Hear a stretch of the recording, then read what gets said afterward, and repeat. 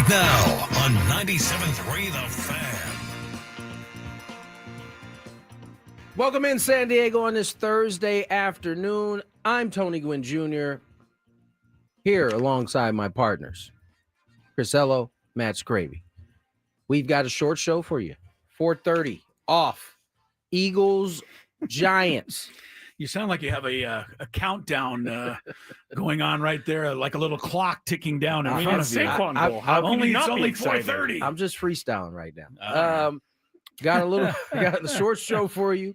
We're gonna talk some Padres baseball here shortly. Gentlemen, how's the day going today?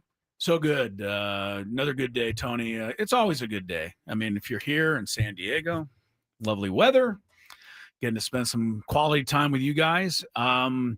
And I think me, like everybody else, is still a little shaken up over the landing of that Schwarber bomb last night at Dodger Stadium. That was incredible. I know he hit a second home run, which scraped the top of the fence, so I'm not forgetting about that one. But I've gone to Dodger Stadium my whole life. You played at Dodger Stadium, and I've never seen a ball go on top of the pavilion. Ever. Where did he hit it? It landed on the top of the pavilion in right field. Yeah, Fernando did it on the right side. Four guys did the right side. Did his actually? Okay, so he went over the top. He did it over too. See, I didn't. Yeah, maybe I just don't have that in my mind's eye. I can't think of any lefties. Maybe Barry got up there. He didn't. They did have a story last night that said Willie Stargell had been the only one ever, and that was 1973. So it was a while ago. So then it's just those two. Then on the left-hand this side. ball, I've never seen. The crazy part like though, still doesn't touch the one he hit at Petco. It was. I don't know. Look, Tony, we have to have a discussion with the people who do the distance thing. I don't know if Skraby can find somebody somehow who could explain to me how they figure out the distances, because 455 for the one last night. Okay. According to StatCast, Schwarber has hit more than a dozen in his career, longer than that. Yeah. But I've never seen a ball go out of the Dodger Stadium like that. I just couldn't believe it was not to the 500 mark. And then they showed they thankfully, very nice of them later in the game, showed the one off of Darvish. Yeah. And I looked that up. That was 488. Yeah. Wow. Like I said, I had in the moment when that ball came off his bat at Petco. At Petco, yeah. I knew I was watching something, because remember, I'm up top. I'm up high. I was too. I knew was by in the trajectory of that ball one, that I was looking at something I had never seen before. You're never going to see it again, probably. I mean, that was absolutely unbelievable. But the home run he hit last night, and make no mistake about it, I don't know that Yamamoto would ever admit it, but he was shook up for about 4 or 5 hitters. He just was. He couldn't get anybody out. He couldn't land a curveball for the rest of that inning. A little gun shy. I would be. Yeah. That ball was absolutely one of the greatest home runs I've ever seen, and I just loved it. And they live the more to fight I think another about day, it, by the way. Sorry? They live to fight another day, by the way. Yes, they do. And he'll be trying to Schwarber bomb again. They start at 3:00, so about an hour from now. But, the more I think about it, it's not my money. But whatever we got to do. Ready to have them now? Yes. Could you imagine in a whole season of getting to tune in or listen to you and Jesse, get 4 at-bats at night with this guy? He goes 0 for 22, and it's probably pretty frustrating. But when he does that, that's the thing, though. It is unbelievable. I don't know that fans out there are going to be okay. You think they're going to lose their mind? But he does hit a home run like every 10 or 11 at bats. That if he goes 0 for 10 and hits a home run and his 11th at bat, but he's had a couple of 0 for 20s here. Maybe it's the fans that need to make the adjustment. I don't if disagree. You get a dude like Schwarber, you just got to put up with it. After experiencing what you guys seem to hate this past season. We have no home run power. And I'm convinced this is a huge hypothetical. By of course it is. Of course it is. And of course, not a real thing. And I don't want to downgrade Pete Alonso, who's the other first baseman of slugging guy who's I know is available, but I don't think even Alonso is as strong as Schwarber in terms of balls and distance. And I want somebody who's going to play 81 games at Petco Park who can hit it way over the fence, because Petco Park has a way of knocking those drives down, especially at nighttime, Tony. We've seen it for years and years, but Anyway, that's fantastic. I got to tell you how they Incredible. measure the home run distance. Real quick, Yeah. I just think as we were comparing Pete Alonso and Schwarber, they just have different swings. Yeah. I mean, Schwarber is a very short, compact. But that bat whips through the zone. He's got some serious bat speed, but so does Pete Alonso. It just looks different. Looks a little different. Bigger, smaller. Yeah, Alonso looks like he muscles it over the wall. He Schwarber just buggy whips it. That's a way gone. Great kind of description of it. Anyway. See, I don't understand why they use this way of measurement, because it's not actually measurement. They take 3 things into account: launch angle, exit velocity, and like duration in the air, and then they determine what the number of feet is. But like, we've seen things, and it's like Fernando's on top of the A's clubhouse was like 410, even though that was like a 475-foot shot. I think what we have to remember is that, and this is the problem with having the kind of exact, I saw it. We'll have to get to Mr. LeBron James here shortly. What did he just announce that he's working he announced for that he is now a burger company, the host of American Airlines TV. He is announcing he's getting old, is what it is. Okay. He's got one of the oldest injuries in the NBA. Let's go ahead and get it out the way right now. He's out 3 to 4 weeks due to sciatica on the right side. That sounds like it sounds like me, LeBron. By the way, LeBron, I show up to work every day with the same malady, but I obviously don't have to play an NBA game. So, when I was at my heaviest and drinking a lot, I had some sciatica problems. It's not fun at all. No. Anyway, back to the Padres getting Kyle Schwarber and hitting a bunch of home runs. Right. Well, you told it. So basically, because the 455, I'm looking at Fernando's now. What I was going to say is the buildings. And it did clear it and left. That is correct. Yeah, incredible Fernando's. The buildings give the whole thing. It gives it a little different look. Gives it I an agree. effect. So, like, if you just took a blank canvas and you just measured the ball, that's basically kind of what they're looking at. Yeah. Right. We're looking at, that ball went up on top of such and such, and it just kind of rattled around up there. Right. Broke because a there window are if Fernando's hits off the top of the building, there are a few seconds that it would take for that ball to actually get to the ground, and they didn't take that into account. Well, the one with Schwarber at Petco Park, I mean, he hit it into the upper deck, but if the upper deck wasn't there, the ball would have just gone somewhere. Yeah, it kept go to left downtown. Yeah, for sure. So I don't even know how you do measure that one either. Anyway, it took my breath away, even on TV last night. That's saying something. Shall we jump into some Padres stuff real quick? Yeah, because I thought it was interesting what Kevin, wrote today. And, we've been talking about it ourselves and whether or not, we think AJ should come back. And, it seems from everything Kevin AC is hearing at the San Diego Union Tribune that is the way they are certainly leaning. Yeah, no, and I was happy to read that. Kevin kind of hit on John Seidler's letter to the fans, and then he kind of went through the different sections of the team. He started at the top, and this is quoting his article. By all accounts, the intention is that President of Baseball Operations AJ Preller and Schilt will remain. Preller has 1 year remaining on his contract. Schilt has 2. Multiple sources have said Schilt's spot is virtually guaranteed and that Preller's long-term employment with the Padres is practically assured. Some of those same sources say they expect an extension for Preller to be announced this month. However, I would think they have to announce that. You can't go into the season with him as a lame duck, can you? No, I wouldn't think so, but we'll see. However, those people have cautioned that the parties still have to discuss the terms and parameters of an extension, and importantly, what is expected in terms of days-to-day operation going forward. I was going to ask you, because you do know AJ the best, but you'd have to be reading his mind, which none of us can do. He's got a contract for a year. Would there be any thought anywhere that AJ Preller himself might want to try something else? Or would this is going to be in your mind? You just feel this is Padres want him. He's back. That's a good point because no one's letting AJ answer. I don't know if you can throw anything out the window. Out the window. Yeah, honestly. You're right. We just don't know. I mean, this is certainly the first peek into what we do know in terms inside that organization. I mean, I would assume these sources are coming from within. Yeah, I would think Kevin's got it lined up pretty good. Kevin's usually terrific at this stuff, so we have no reason to think otherwise. Yeah. So yeah, it sounds like both are coming back. But to your question, I don't know that you could throw anything out the window.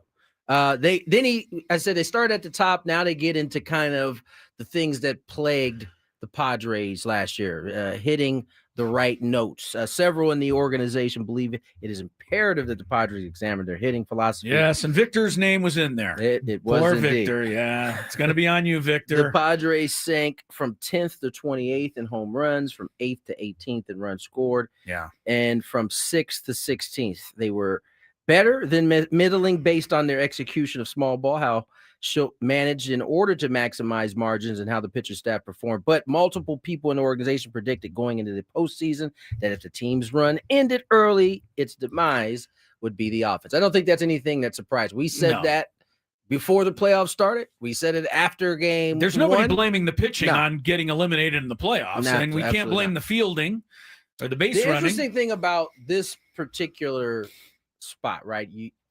The loss that you got from last 24's roster was Jerickson Profar.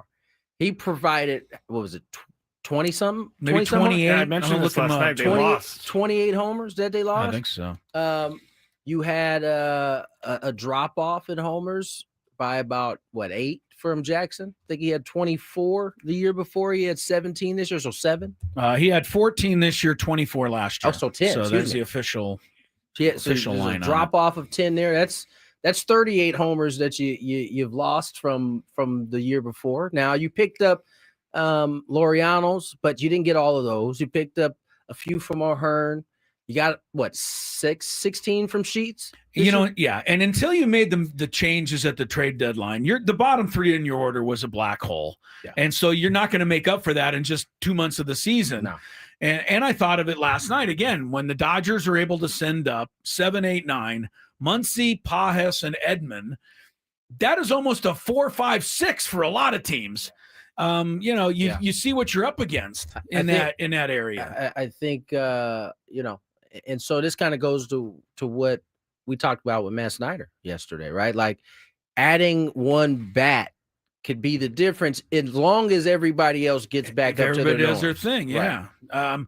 And you know what? I think they're going to just hit more home runs because next year it'll come back just a little bit more. Right. And the other thing is, before they fire Victor, or you and out there have already fired him, or maybe some haven't, whatever, understand that they fell from 10th to 28th. Right. So that means they were 10th. It worked at one point. They were 10th. He was, I'm assuming, the same coach this year that had them 10th. And when he was 10th, we were ready to build a statue of him because no hitting coach has been able to do that here. That's right. So I'm just saying, I don't know Victor. I know you know him, Tony. I've never really got a chance to talk to him. I don't even think we've been lucky enough to have him on the show, but I'm not that in a hurry. Yeah, we're going to make a move with that. We'll go a little bit longer in this first segment to get to some of the rest of this out, because the part that gets a little dicey, I think probably the most concerning part, is really going to be out of the Padres' control. That's the tough part, and that's as it relates to the staff, right? They already know Mike Schultz is going to be back, but we can't possibly think that Ruben Niebla is just going to keep sliding under the radar. There are going to be teams that. What is his contract? I'm sorry, I thought he was signed last year. It's over already. No, but I mean, if you get an opportunity to be a manager. Oh, manager. Yeah. Oh, I mean, okay. And that's certainly something I know he has said in the past. That's something he'd be interested in doing. Yeah. Quite a few of those openings there. And so something that you just should be put in the back of everybody's mind. And not only is that for Ruben, but Ben Fritz, the Padres bullpen coach, right? I'm sure pitching coach jobs are going to open up as well. And so as much as we were trying to keep your coaching staff intact, which is a strength for this ball club, inevitably when you have good coaches, they do start to go elsewhere. Yeah. Well, and so it's just something to keep in mind, because Ruben has been especially with Ruben, he has been him and Ben Fritz. I don't know that everybody understands what Ben Fritz does in that bullpen, but the bullpen has also been pretty good to go alongside what the starting rotation has done overall. So both of those guys have been huge, but just be mindful that as you go through this process, you have such a good staff. Other teams are going to want some of those staff. But I also think, the Eagles lost a lot of their coordinators. They won the Super Bowl last year. It still comes down mostly to players. I know there's going to be a change here and there. Players have to perform better. And for the most part, I thought they had a good enough lineup, certainly to score 7 runs in those 3 games instead of 5. And the guys just did not hit at the wrong time. And the thing to me is 2 years in a row. That's what worries me a little bit. I don't know how you combat that. I mean, after all, they could be second in home runs last year next year, and then go into the playoff and, struggle again. I mean, that's it is the nature of baseball, unfortunately. This is funny to me because these are rich problems, and I'll explain what I mean by that. I know what you mean. I can't. Oh, I'm not talking about money. No, we're not talking about know. money. I can't think of the last time that we've been able to have a conversation about a Padre player struggling in the playoffs because they are having so many opportunities to actually be there. Right. This is a conversation that happens with the New York Yankee players all the time. The Dodger, this guy is, we talked about it with Kershaw at some point, right? Yeah, for sure. He struggled in the postseason. Padres are now in the postseason enough where these things are now going to actually bring it up a little bit, right? Yeah. And so it's a part of the new reality. But you are absolutely right, and we're seeing that across playoff baseball for sure. If your best guys are doing their thing, you got a shot. Amazing how good the Phillies looked last night with Turner getting 3 hits and Schwarber hitting 2 home runs. How about that? A lot better. I mean, the Yankees stayed in the series because their guys were actually, playing well. I think the Padres playing well enough. Leveled up a little bit because before it was, hey, if we have a winning season, it's a great season. Now the standard is a playoff. It's changed. I know it is going to be. That's their mindset now. No, but the standard is to win in the play, or what? Well, we're now be, it has to go deep in the playoffs. We are now changing from where you to get to the playoffs. Now you have to win in the playoffs. What I'm concerned about is that you can get to the playoffs. I feel that's in your control. I feel that's in AJ's control in terms of building the team. But winning in the playoffs is not so much in anyone's control.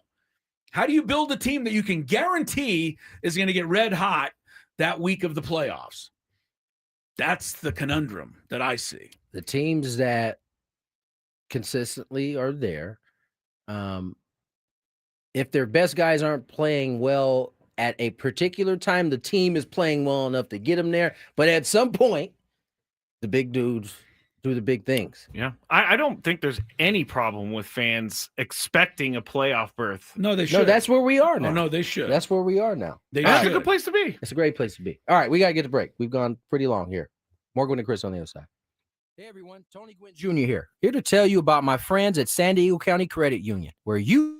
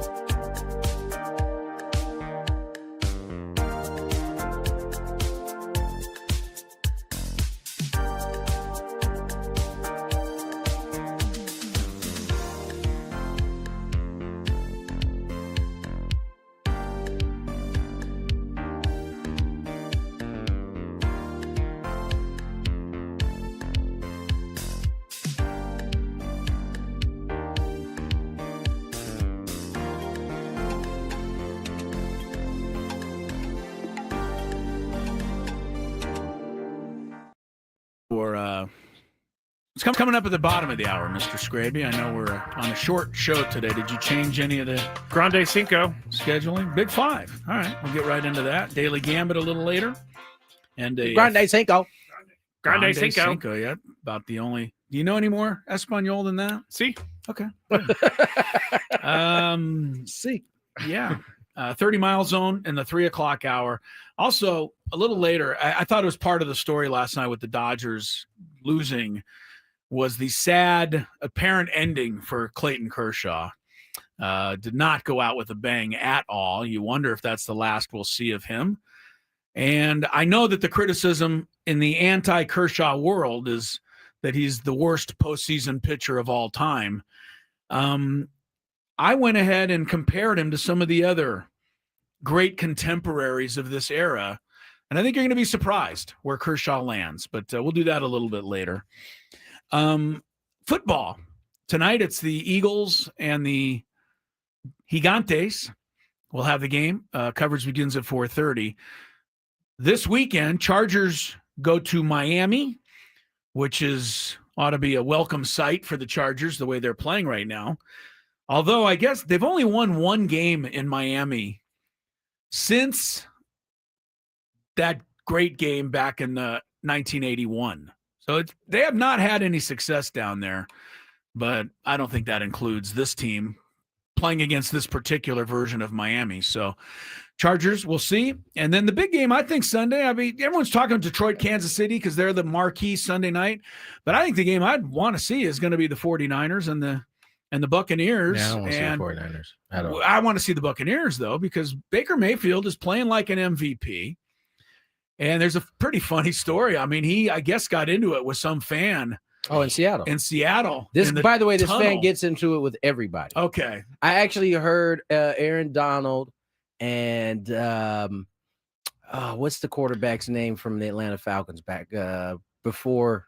Oh, Matt Ryan? Matt Ryan. Okay. They got a little podcast they do together. Oh, and they talked about they this were talking about fan? this particular guy. Okay.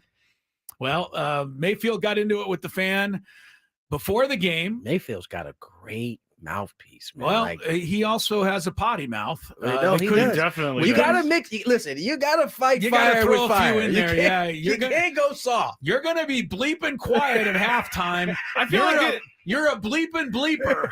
Was what Mayfield said. I feel like if someone like George Pickens said this, we would be talking about it all week. But Baker Mayfield, Yeah. and I'm not saying it's race related. I'm just saying George Pickens is looked at as a guy who maybe flies off the handle. Baker talked about this. Yes, in his he presser. did. And I like what he said. He said, and here's his quote. He said, early in my career, if I did that, it was because I was cocky and immature. Right. Now I have moxie. Now I'm a dog. Do you know why now, you know why that is?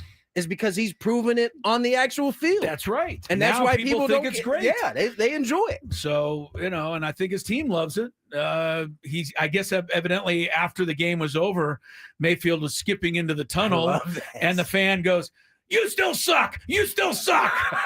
These fans have cracked me up. But I love that he went in there skipping. Yeah, too, he skipped on through. But I'm looking forward to that game just because I want to see Baker. To me, they're kind of the fun team to watch. They've won 4 games and all of them have been in the final minute of the game. So yeah, they played some fun football. I'm rooting for Baker. I like him. Yes, we'll talk about. He's a dog, as they like to say now. Yeah, and he has moxie. Moxie. He's got a lot of moxie. We will have our picks, Tony and I, at about 4:15 today also. And we did mention that the Dodgers-Phillies Game 4 is coming up. Sanchez is going to pitch for the Phillies. Now, I guess he's got enough layoff, right? Because they had 2 days off in the series. Yeah. So he comes right back after Game 1. And what that does is it takes Muncy out of the game. Moves Kike to third base. Call plays left field. The guy that's totally forgotten, by the way, it was Conforto. Did he even make the roster? No, he's off the roster. Yeah. So, I mean, thanks for coming out. Yeah. Tyler Glass now will start for the Dodgers. And, of course, the Phillies are trying to stay alive. Then later tonight, Peralta and Milwaukee go for the clincher against Matthew Boyd, who got bombed in the first game for the Cubs. Yankees are out. I'm assuming you're not upset about that. No, When I thought it was. You'll Vlad save your Jr. piece for said, them. The Yankees lose. He said. Yes. Vlad Jr. said Yeah. that. He was very excited. I thought that was Ortiz's line. He stole it. he Ortiz stole was it from interviewing Ortiz. him, and he dropped it on him. For Sorry, at did that you point. guys say Tanner Scott? We didn't No, we mention that didn't. he's Okay, off the yeah, roster. he's off the roster, which Yes. was Well, Well, he Skraby said- thinks there's a conspiracy behind it. a little Who bit. does? Skraby. A little bit. Why would they change their mind? He hasn't even pitched. No, I know that. But last night, Dave Roberts said it was a personal reason. Today, it's an injury. Said they had a, what was it, Tony? Abscess incision or something? How do you make it through this world thinking about all of this stuff every time? Well, I think when a light turns red, you think, that's somebody's watching me drive. You do, don't you? Yeah, he does. Sometimes. He definitely does. Okay. Sometimes. I'm not the only one who thinks this out there, okay? Yes, but you think it louder than most. I do. Yes. I do project a little bit. All right, bottom of the hour, we got our Big Five, all the other stuff going on, and then more baseball, football, Padres, and all kinds of stuff. Short one till 4:30. Glad you're with us.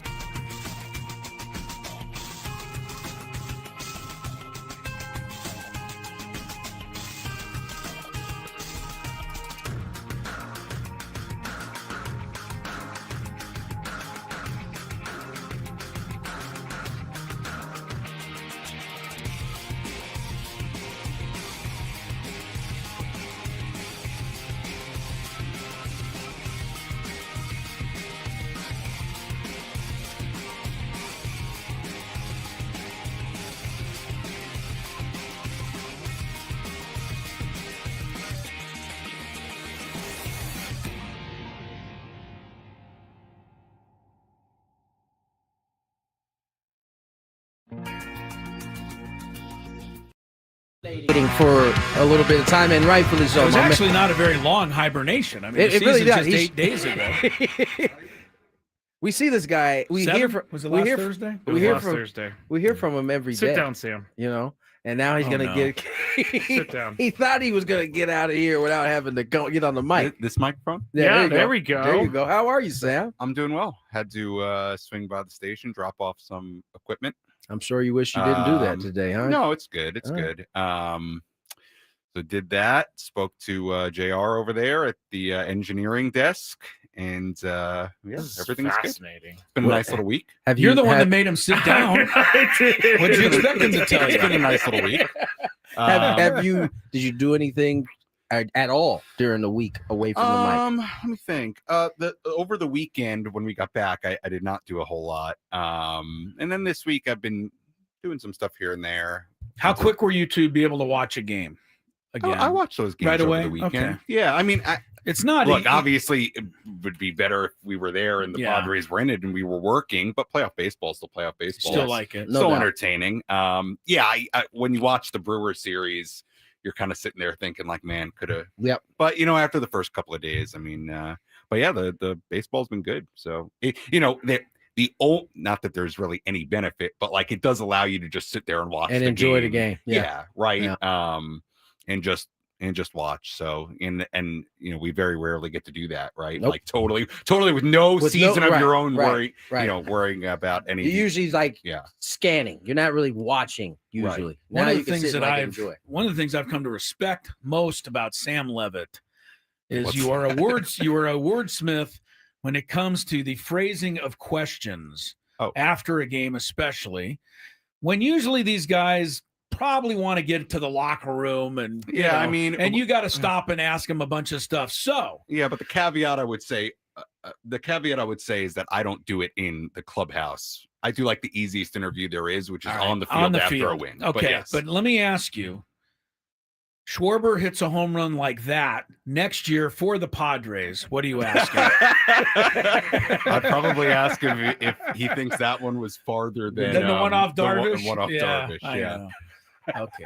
Next, I'll tell you what, that would be a nice little fit for the Padres. Well, talk about we can power. dream. We've already Slug. been spitballing it over here. Yeah. Dreaming over here. So All right, Sam. I go. like him. You don't need to be on the mic, man. thank you, Oh, Sammy. it's okay. Let- Well, I'm sure at some point I'll be. Oh, with I'm Skraby on positive Yes, you you will be probably here at will. some point, which is why I'm telling Although you, I will run. I will admit, Mr. Klug did call me yesterday and asked me about a date, but I Yeah. am going to be out of town that day. So Run. he was That's not okay. pleased. Smart. He was Sammy. not pleased. No, he was Run. fine. He was fine. Run, No, you know Sam. Adam. He'll like kind of give you a sigh, Uh-huh. but he's like, okay. He's like, So that's not just me.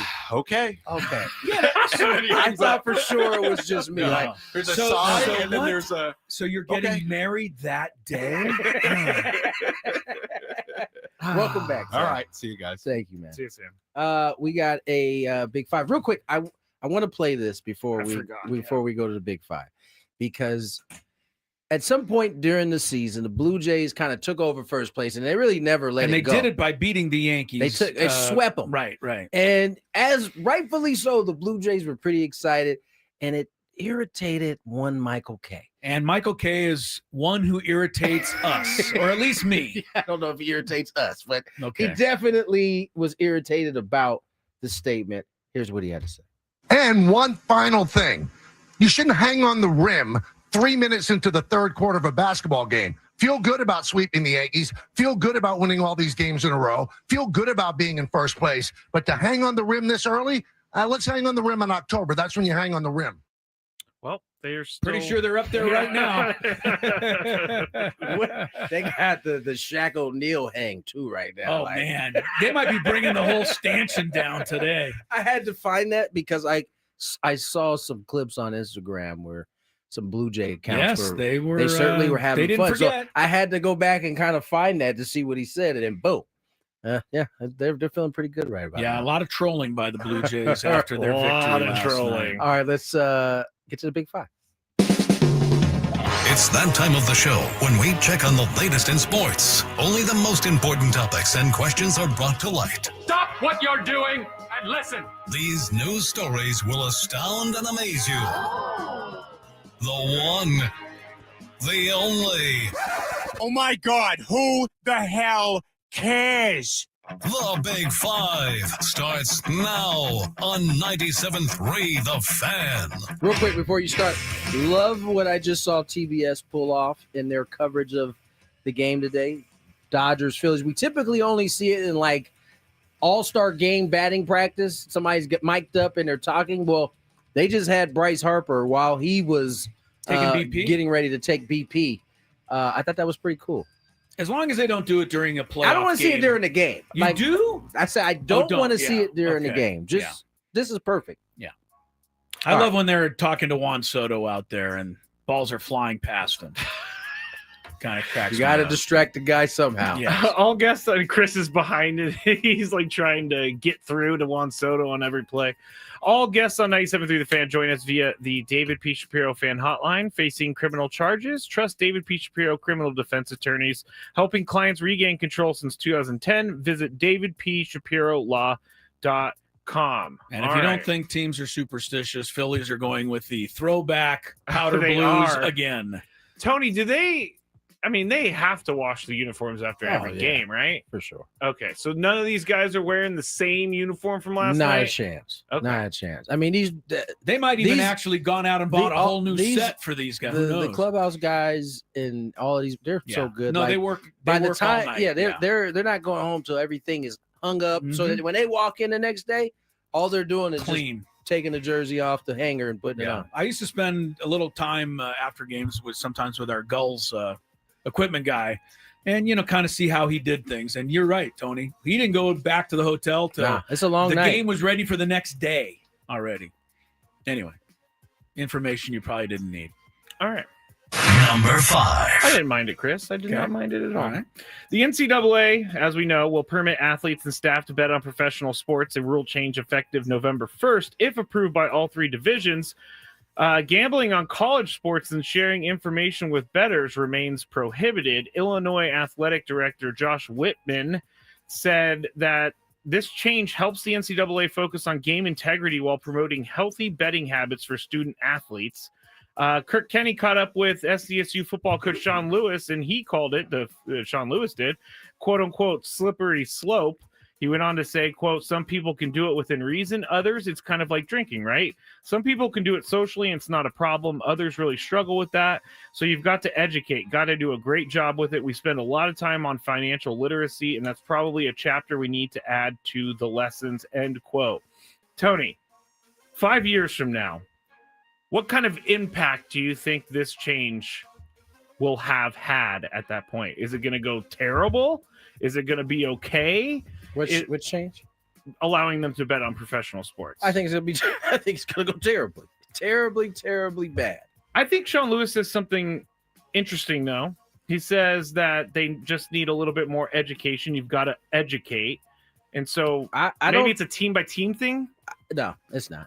As much as I hate to disagree with Coach Lewis, they're all gonna get educated, and we're gonna still see a slew of these, more than we should feel comfortable seeing, of kids, gambling. And you know what? No, I'm just talking about this a little bit. I think about now this generation and their approach to alcohol. I don't think people are drinking the way that our generation drank. So I mean, like drinking as much as you can. Exactly. So maybe there's some hope there. Maybe they can be educated, but every limb in my body is telling me that it is going to go woefully bad. Yes.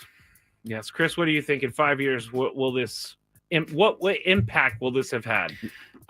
What Tony said, and the only thing I'll add to it is that this notion that by legalizing it, it'll be out in the open, and as Sean Lewis correctly said, they're going to have to spend time informing and educating. But the real reason we know they're doing this is what you said yesterday, Skraby. Yes. FanDuel, DraftKings, that's untapped money for the NCAA. Gotta get it. They don't care about any of these kids and the temptation that they're providing. So Brandon on the chat says, SEC football on CBS presented by BetMGM. It's exactly what's going to happen. And we're going to see the codes. We're headed there, and I think speed that I don't know that I thought was possible. I mean, why not just bring back cigarette ads? We might be on our way back to that too. I almost feel like, I know that cigarettes physically kill you, but I almost feel like gambling is worse because it will bankrupt you and then mentally deteriorate. Yeah, slowly tear you up. Yes. I saw it firsthand with our great friend Chet Forty. He was a gambler through and through. In fact, he gambled on every Monday Night Football game that he ever directed, which was probably a conflict of interest. Yes. Just saying. But we love Chet, and I know near the end of his life he was in debt from gambling, and I know that tore at him. Yeah. So it was an example to me. That's definitely an example. I mean, I think they need to do something like what they do with DUI, where you have to come in and you have to talk to someone who's had their life impacted in a very negative way. It's so weird. We've spent so much time early in society, at least 30s, 40s, 50s, 60s, 70s, 80s, of basically addressing something by just not touching it at all. Yeah. Which isn't the right way to go about it either. But what we're finding is when you just open it, when you crack it open, there are so many things that you don't know how to even deal with at this point. Jay says on the chat, online gambling streamers have become extremely popular in the last 3 or 4 years. And I agree. And I think that people should be very careful with the advice that they listen to, because these people know no more than we do. That is the crazy part, is that we have now substituted people who have the experience and have gone through it with just a talking dude that just has a great opinion. And before anybody says that the Daily Gambit's the same thing, it's not. We're not asking you to go out and bet money. We're not giving advice. We're doing it within our own show. Yeah, as a matter of fact, we tell you don't follow us. We say gamble responsibly, and we believe it, and we mean it. What we should say is don't gamble. Yeah. And then we got to get rid of the Daily Gambit. Number 4. There's going to be a change at head coach for Team USA men's basketball. Steve Kerr is stepping down, and Heat head coach Eric Spoelstra is taking over. Chris, how much at this point in your life do you care about Team USA men's basketball? What can you give me a scale? Yes, 1 being you don't care at all, 10 being you watch every game. 2. I did watch the last gold medal game, and I thought Steph Curry and the whole end of that was pretty exciting. That was exciting. But I have lost a lot of enthusiasm for that. Tony, over the 1 years. to 10. 1 being you don't watch it all, 10 being you can't miss a 7. game. A 7, Yeah. okay. I can miss a game, but I still enjoy it. I mean, I want to see America win when we are on the stage. I know it's boring to everybody because they win all the time, but I also think it's funny that Steve Kerr is like, I'm out. Win a gold medal, you guys complain the whole time. true. He's Who's still- not playing? Who's we were Jason Tatum. The whole point was to win a gold medal. Nah, Yeah, I'm good. Good for Steve. Now Spoelstra gets to He'll be wanting out soon himself.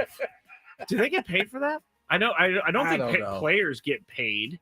I'm not sure though. maybe the USA Team USA pays the pays coach. them, but Yeah. I just find that funny. Well, they That better is get the fine. Olympics sponsored by DraftKings then if those coaches want Oh, to get paid. just wait.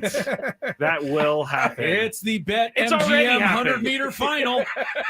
It's already happened. And on the screen, when we have the 2028 Olympics, we're gonna have betting odds. I guarantee it. Number 3.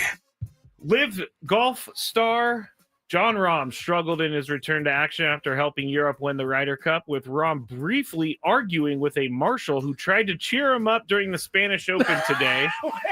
I have been trying to find this audio, and I don't know if it's out there yet. I cannot find it on Twitter. I can't find it in tried Google. to cheer him up. After his drive found the left rough on the par 4 8th hole, Rahm saw his lie and started complaining. Rahm said, "What a day.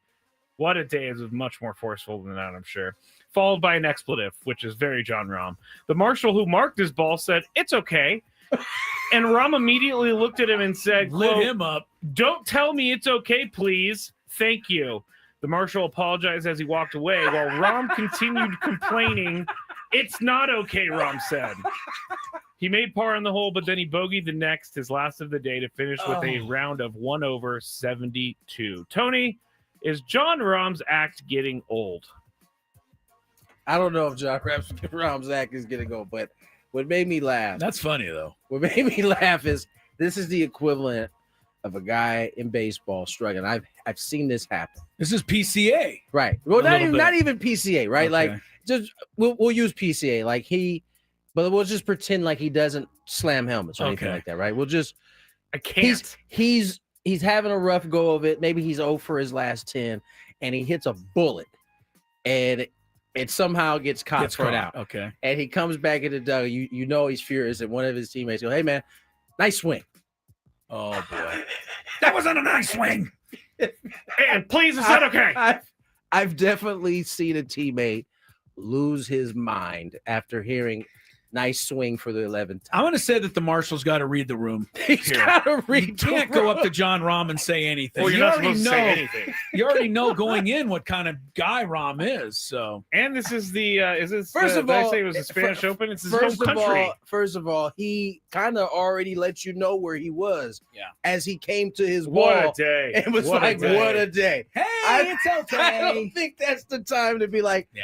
"It's okay." Marshals Poor aren't reading supposed of to the talk to the players. They're just supposed to be like, "Hey, where's my ball?" And they point to it. He's lucky. That's all he got from John Rahm. Chris, are you growing Yeah, tired I'm of his good. act? No, I'm not. Really? I need some more. Well, Yeah, it's yeah. about the only thing I would ever watch live for. Well, this wasn't see him actually a get live event upset. either. So, I'm cool with it. all right. Number 2. Yankees, He's got moxie. Like Baker. like Baker. Yeah, he's got moxie. Yankees for the final month of the regular season. Aaron Boone did not hesitate to share that he believed his club was the most talented in his 8 seasons on the top step of the dugout. It boasted power, speed, and improved defense. Yes, I'm taking this from the article I saw. A stout rotation and a bullpen featuring several proven veterans. He envisioned a path to the World Series, and he wasn't the only one. Remember when Jazz Chisholm Jr. said, "We all thought we were the team," or when he said that they were the best team, "we all thought we were the team to win the World Series, but baseball is baseball. We all know baseball can take a turn in any way, anytime. Baseball favors nobody." He said that while he was yawning, by the way. I hope so. Chris, we're going to go back to Aaron Boone. He's on the hot seat once again. I say the same things I say to the Yankees every year. Go ahead and fire them at your own peril, because I don't think you're going to find a lot of guys that are going to handle the heat of New York and be as successful as him. And I know you didn't win it, but I also know that I have no problem with you saying at some point during the season you think you got a really good chance to win it. I mean, what are you supposed to say? Yeah, we're really lacking, guy. I don't think we're going to do anything. We're in the a couple postseason. Pieces away. Right. I don't have a problem with that. I'm booking my trip for October 9th. Yeah, right. Yeah, I've already given up on this season. Tony? Aaron Boone, do you think he's gone? Do you think No. he's on the hot seat? No. Here's what I think is important in today's sports day and age. Agreement amongst the top, right? Like, and how you want to play and build your roster. Because when you don't have that, you kind of got the manager doing what he wants to do. It's not really lining up with and so it just causes it's not a great work environment. And they seem like they have that. They are literally in contention to win a World Series, but at least the last 4 years. Yeah. Maybe Series even last longer than that. And so I think that's at the end of the day, you can make some tweaks to your roster, see if it gets better. But I don't know that you're going to get a better manager than Booney, not only on the baseball side, but how he handles the media, how he handles the analytics that organization likes. I think he's perfect for it. All right. I'm going to save number one until we get to the 30-mile zone because it's about LeBron James and a Lakers fan who is now suing him. So that will be at This is actually funny. That will be at 3:40. That's but a good one. when we get back, we're going to go back into the dirty world of sports betting with the Daily Gambit on the other side. Brought to you by 97 MGM Plus, Yes. DraftKings, and FanDuel. all of them. We're getting San money Diego from isn't all just of them. a baseball town; it's a sports. The gondola pulls in. Yeah. It goes very slow. Yeah, it slows down like for everybody. really slow. As we're getting off, over to my left, there's a couple getting in the gondola, Okay. going up the mountain. So it's the opposite for them. They're standing there. The gondola comes up. The door opens. You step on. Well, there was a commotion. Uh-oh. There was a commotion. Someone fell. There was a commotion, and Lori goes, "Hey, there's a commotion." She said commotion? I don't think she said that, but we go kind of not hustling, but walking over there quickly. There's a lady who has fallen as she's trying to get into the gondola. She's now got one leg in the gondola. Oh, no. The other leg and body trapped underneath the gondola. 90. No, she's probably in her late 50s. How do I say this best? Oh, she's heavy set? She's in the shape of somebody who's in their 70s. You've got to rescue the poor lady. She's trapped under the gondola. And of course, as soon as she falls and there's the commotion, the guy running the station stops the gondola. Okay, I was going to Which means everybody on the mountain and 4 miles away has to stop. Everybody has to stop while we try to extricate the lady from the gondola. Okay, let me ask you a underneath question. the gondola. What? She's got one leg on the gondola. The rest of her body is underneath the gondola. And when I arrive to see what's going on, I'm kind of the first or second person there. You're a first responder? Pretty much. The guy running the gondola place is busy stopping Traffic, the ride. yeah. No, he's stopping the ride. Oh, okay, all right. So we're kind of first there. Lori's behind me. The lady's on her back.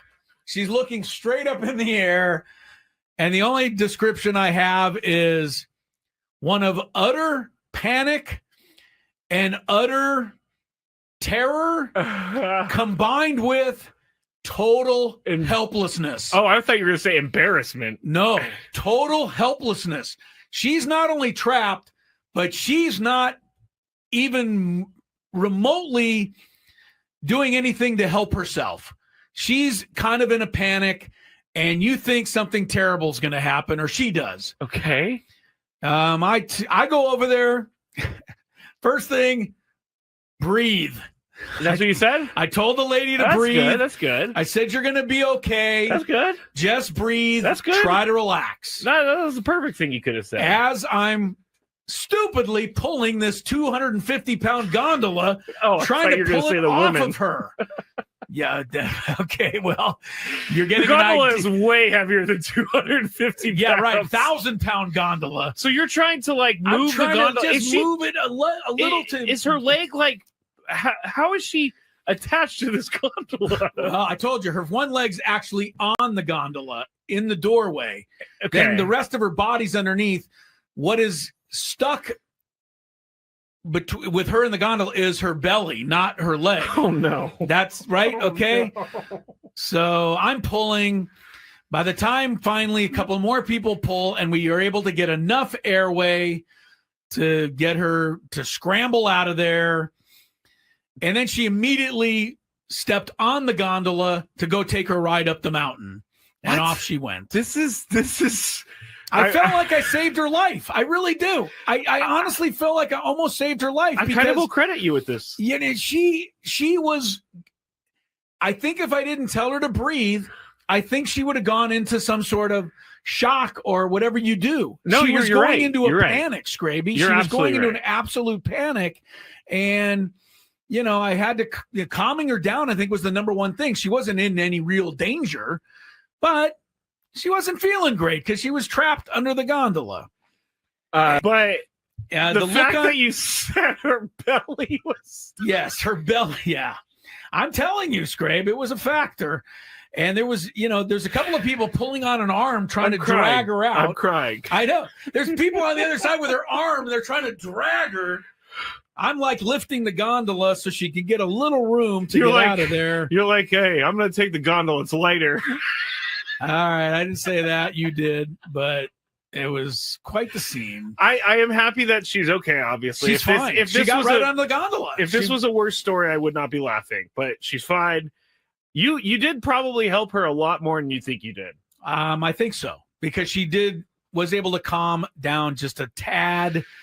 The gondola pulls in. Yeah. It goes very slow. Yeah, it slows down like for everybody. really slow. As we're getting off, over to my left, there's a couple getting in the gondola, Okay. going up the mountain. So it's the opposite for them. They're standing there. The gondola comes up. The door opens. You step on. Well, there was a commotion. Uh-oh. There was a commotion. Someone fell. There was a commotion, and Lori goes, number 2, short 2.5-hour show today. That will give us a little time to watch the beginning of the Dodgers and Phillies. They get underway at Dwyer Stadium in just a little bit with a 2-1 series lead for L.A. Later on tonight, the Brewers will go for the clincher against the Cubs in Chicago. Last night, of course, the Yankees were dismissed. And we had Seattle-Detroit go to a Game 5. So 3 of the 4 teams facing elimination were able to hold it off last night in the baseball playoffs. We also have Eagles-Giants, Thursday night football coming your way in just a little bit.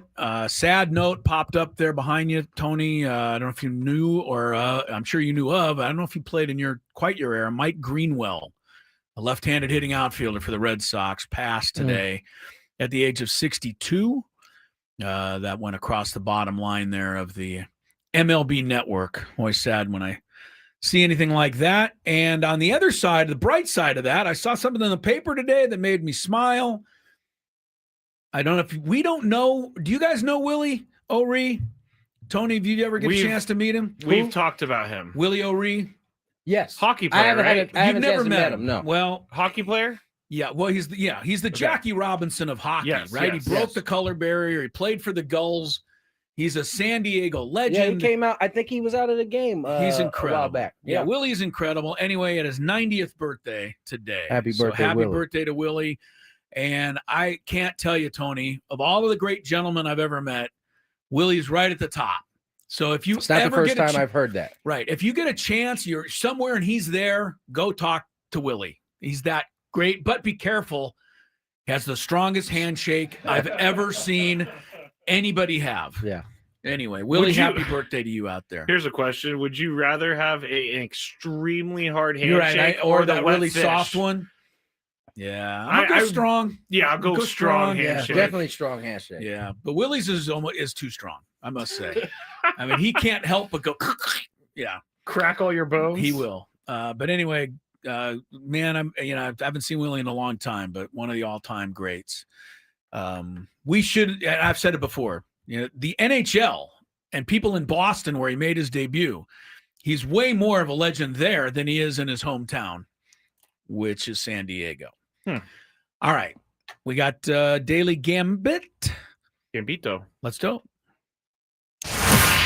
Do you like money? I think about money a lot. Do you like money without doing anything? Winning. Do you want to make money while watching sports? I think Washington is immortal luck. Washington! Woohoo! If you answered yes, this is your segment. Just don't blame us when you lose. Nothing is ever your fault. It's your game. Take it. Gwynn and Chris go through the top bets of the day in the Daily Gambit on 97.3 The Fan. Daily Gambit is our daily sports betting segment here on Gwynn and Chris. Please, everybody, gamble responsibly. Let's review what we did yesterday. Yankees -1.5 against the Jays. Chris and I went Yankees. Tony went Jays. Jays win 5-2. Yankees and Blue Jays. Total score over under 8.5 runs. Chris and I went over. Tony went under 7 runs. Two for Tony there. Yeah. Total bases. Who had more? Aaron Judge or Vlad Jr.? Chris went Judge. Tony and I went Vlad. Judge had 2. Vlad had 1. Judge got it on the last at bat. Oh, did he really? Yeah. Drove in that run. That's right. Yeah. He drove in that run. You're right. Then we went to the Dodgers -1.5 against the Phillies. We all went Phillies. Phillies went 8-2, so we're safe on that one. Yama Meatballs over under 7.5 Ks. Tony and I went under. Chris went over. He had 2 last night. Yeah. No, he was shell shocked after that Schwarb bomb.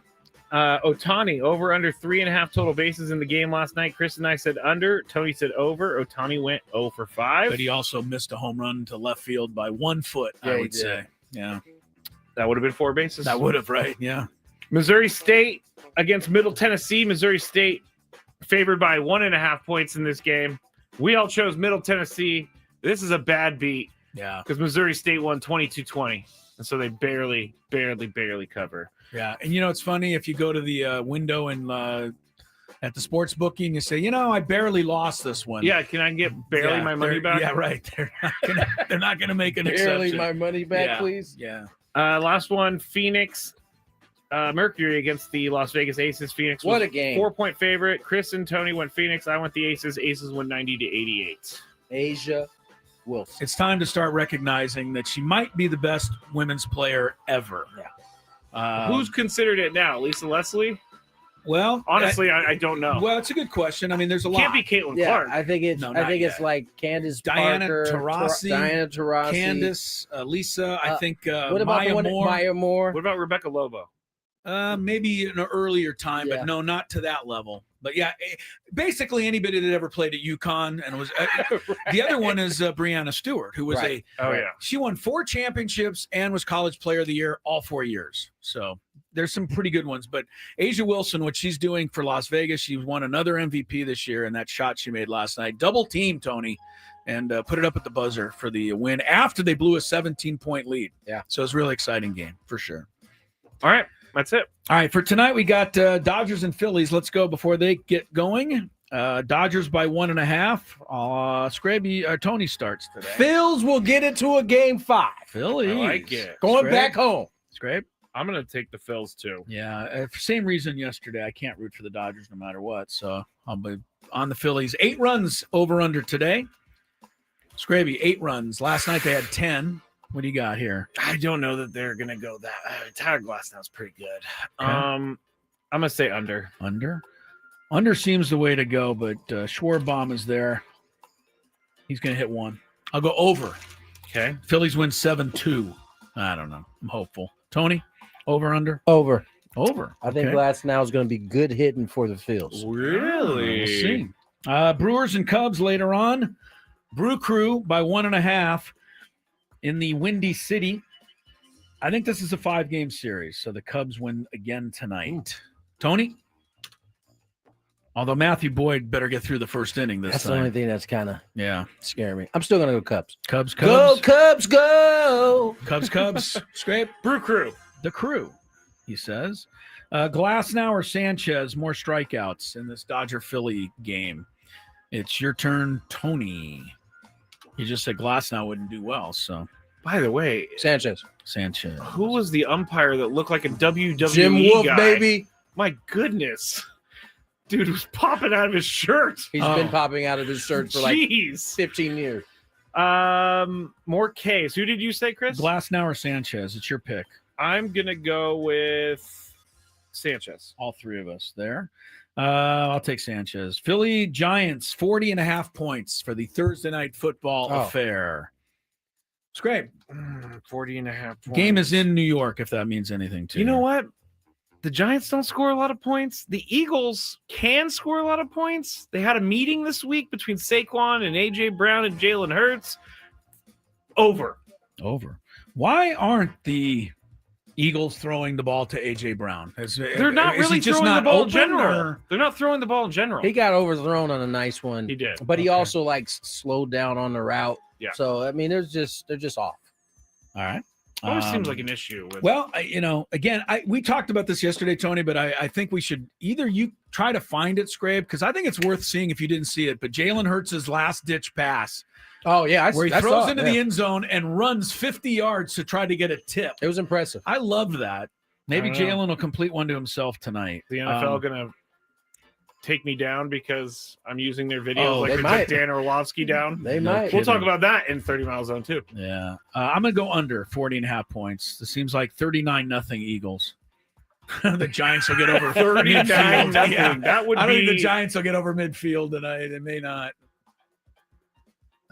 Turner Cade. There's one for Glass now. Tony, what you got? Under. Under. Okay. Will any New York Giant receiver have over 50 yards?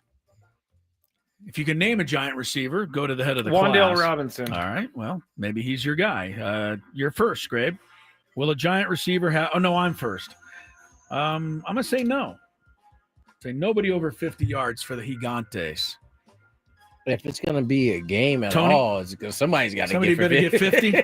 You saying yes? I'm going to say yes. All now, right. does this have to be a wide receiver? No, or could it be any a running receiver. back too? You think Scadaboo might do it? No, but I think someone's got to get over 50 All right, yards. you're saying yes. Saquon, 88.5 rushing yards. Tony, Over. 88.5. Over. Scrabe. He's not going to miss a chance to run up on his own. I know, but he has not been rushing for a lot this year. That's okay. That's exactly why. Tonight might be the night. All right, I'm going to go over. We all go over there. Tulane, college ball, 6.5 over East Carolina. Tulane's having a nice season so far. I can tell you that much, Scraby. All right. They're at home. 6.5. I like the East Carolina logo, but I'm going to go with Tulane. Tulane. You're going with the green wave. Yep. Yeah, I don't know anything about East Carolina. Tulane it is for me. Tony, you want to take a shot on the Pirates, the East Carolina Pirates? Nope, Tulane. Tulane. And then NHL season, night 3, but opener for the Ducks. They open in Seattle against who, Scrap? The Kraken. You love those The guys. Kraken. You love the the name Kraken. anyway. I'm first. I don't know anything about the Quacks this year, but it's Quacks versus Quacken. Uh-oh, Schwarby. Swore heating double. up. Is he going to get Swore it? double. It was either a double, but with Teoscar running over there, could have been a triple. Teoscar actually made a couple good catches last night. I give him credit for what I got to give him credit for. I'm going to take the Kraken here. I don't know anything about the Ducks. Tony, 1.5 though. Kraken are favored. Give me the Ducks. Going with the Quacks. Great. I'm going to go with the Kraken. All right. Did you guys hear this controversy with the Utah Mammoth and how could they end up losing their name? They could. Wouldn't that be because something? there's already a place that It's a company. Yeah, it's a company that's Clothing, been I making, think, or something. No, it's hockey bags and stuff. Oh, right. Yeah. Yeah, And they're called Utah Mammoth. Yeah. And they have it legit. Yeah. Oh, but So they're suing them. from what I read, the defense says that they didn't trademark it or something. So if they didn't do that, then that's it's pretty a wrap stupid. then. Yeah. But that would be crazy if they did all this branding and they had to change the name. How How don't you spend the money to find out if someone has? No, they did. They did. And that's how they know they didn't trademark They it. say that the company said it was cool. I doubt that. Oh, now the company's suing And they them. knew they were going to be an NHL team? Yeah. Oh, there's no shot. They said it'll be cool. No, I would say, give me some money and you can use the 100%. name. That's exactly what I would think most people would say. Yeah, that's kind of crazy. They go back to the Yeti, and then they're going to have a problem with the Yeti Cooler Company. They can't find a name there in Utah. Rough. Is it me or you? It's you. Schwarber doubles. He's at third with 2 outs. We'll find out if Bohm drives him in when we come back after a check of traffic.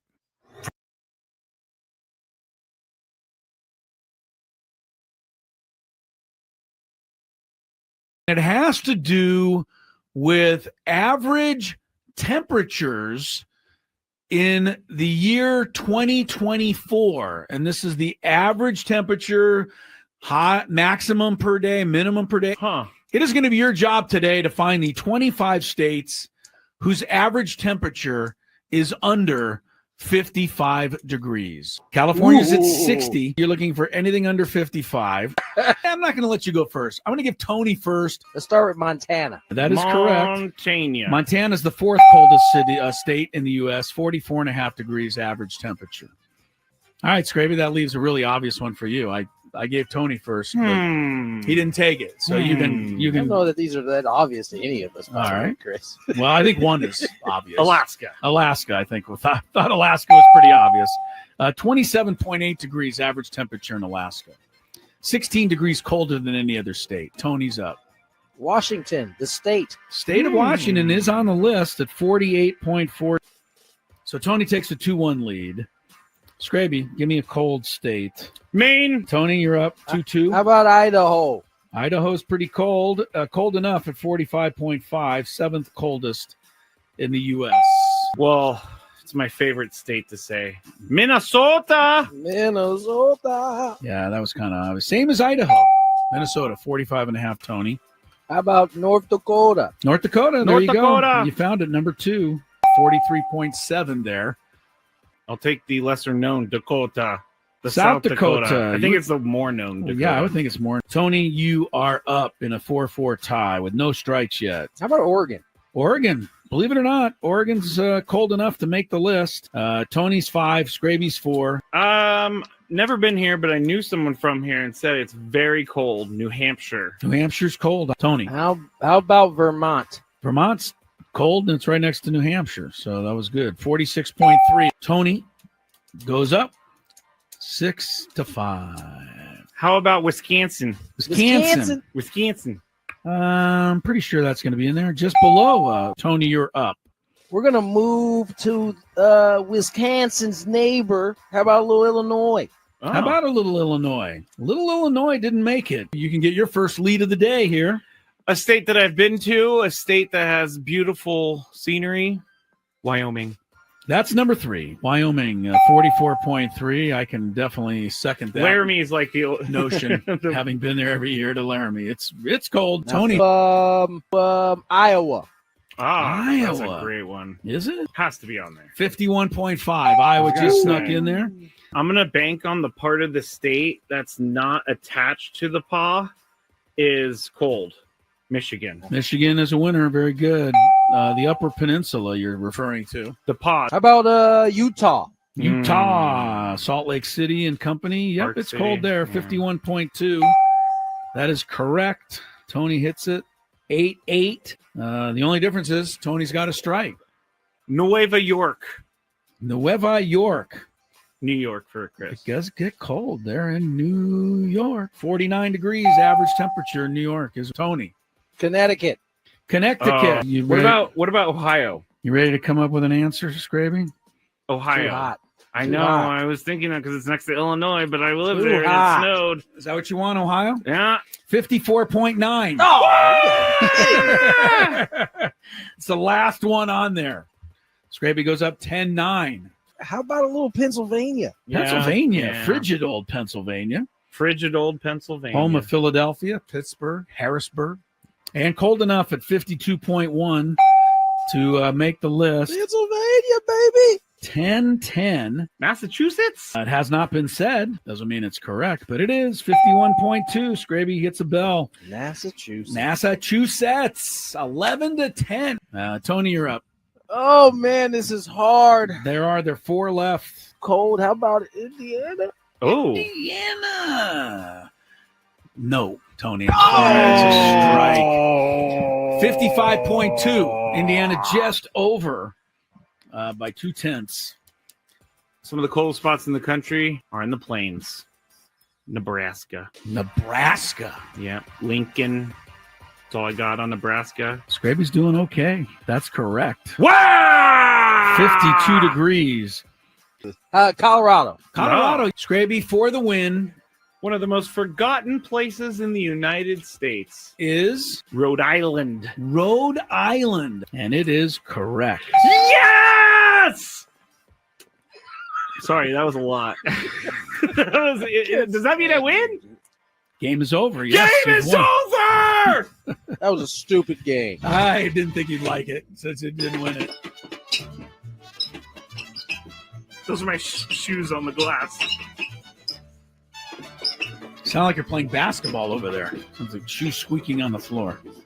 Lack of rhythm is what that's called. I'm not going to disagree with you there.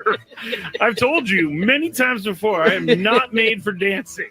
It has to do with average temperatures in the year 2024. And this is the average temperature, hot, maximum per day, minimum per day. Huh. It is going to be your job today to find the 25 states whose average temperature is under 55 degrees. California's at 60. You're looking for anything under 55. I'm not going to let you go first. I'm going to give Tony first. Let's start with Montana. That is correct. Montana. Montana is the 4th coldest state in the U.S.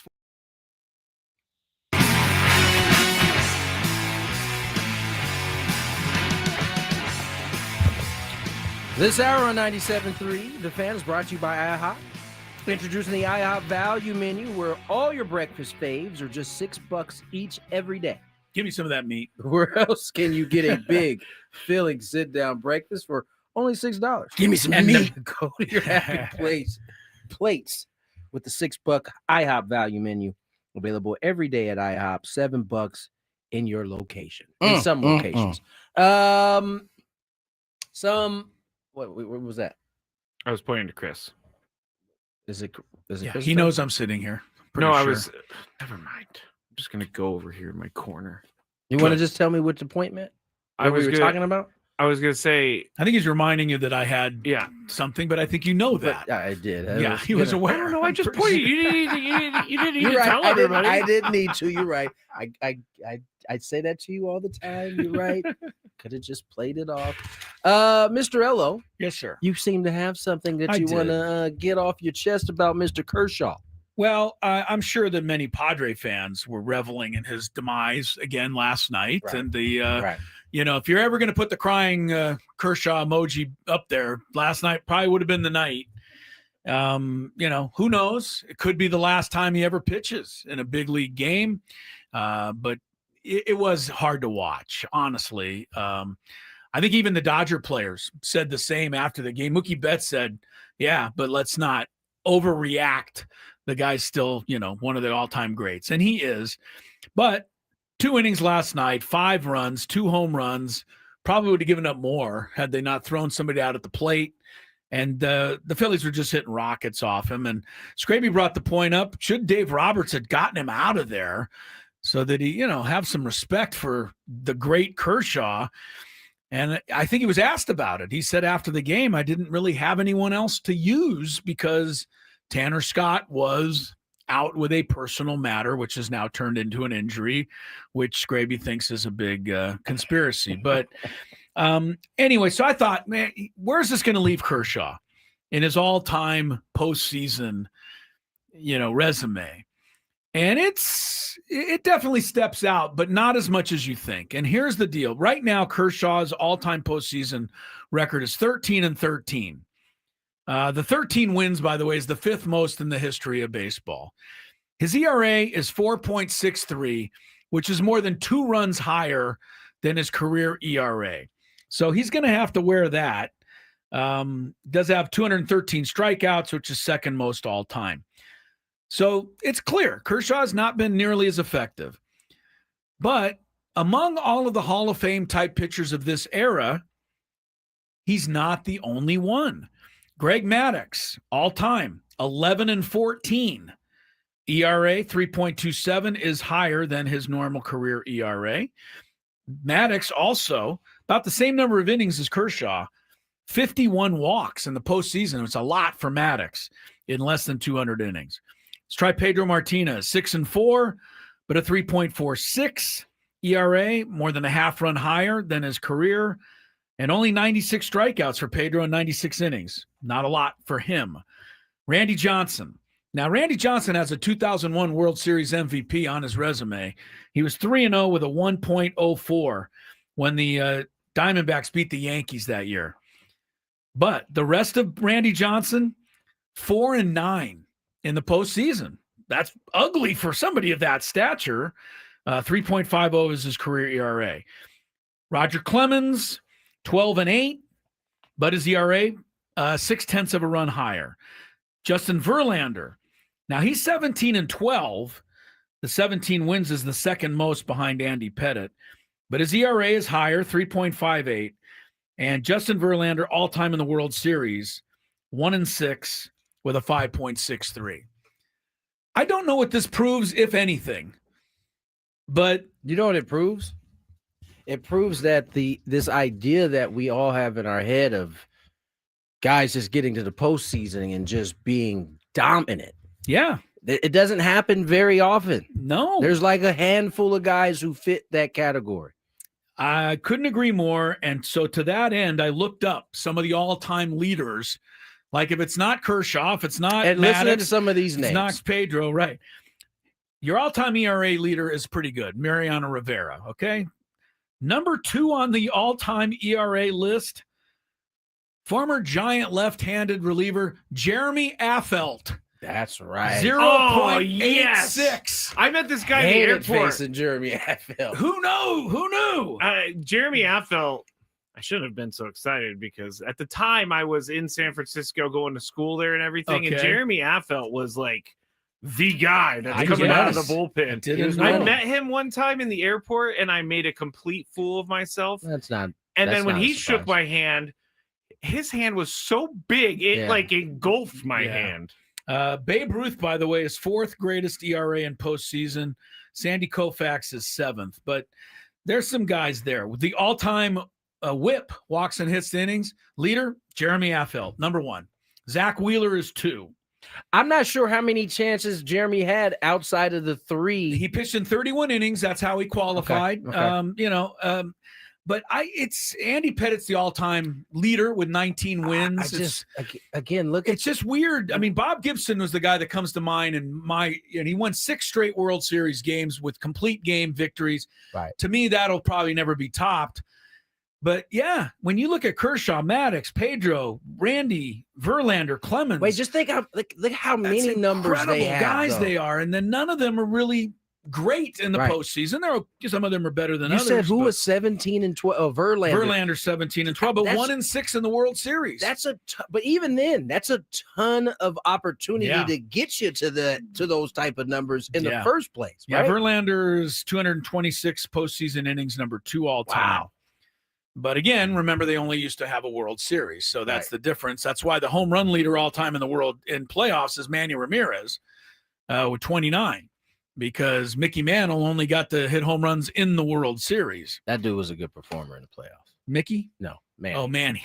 Okay, Mickey probably was too. Yeah. I just wasn't here for that one. Did you say Manny Ramirez? I think he has the most home runs in postseason history. Oh, sorry. Hey, Skraby, do you know Carl Sheffers? Carl Sheffers. I'm not the only one. Sorry. Yes. I was putting up the 2 p.m. podcast and I was not completely locked in. No, you weren't completely. I would say you were not locked in at all. Yeah. Anyway, I'll ask you, Tony, what's fair in the memory of Kershaw?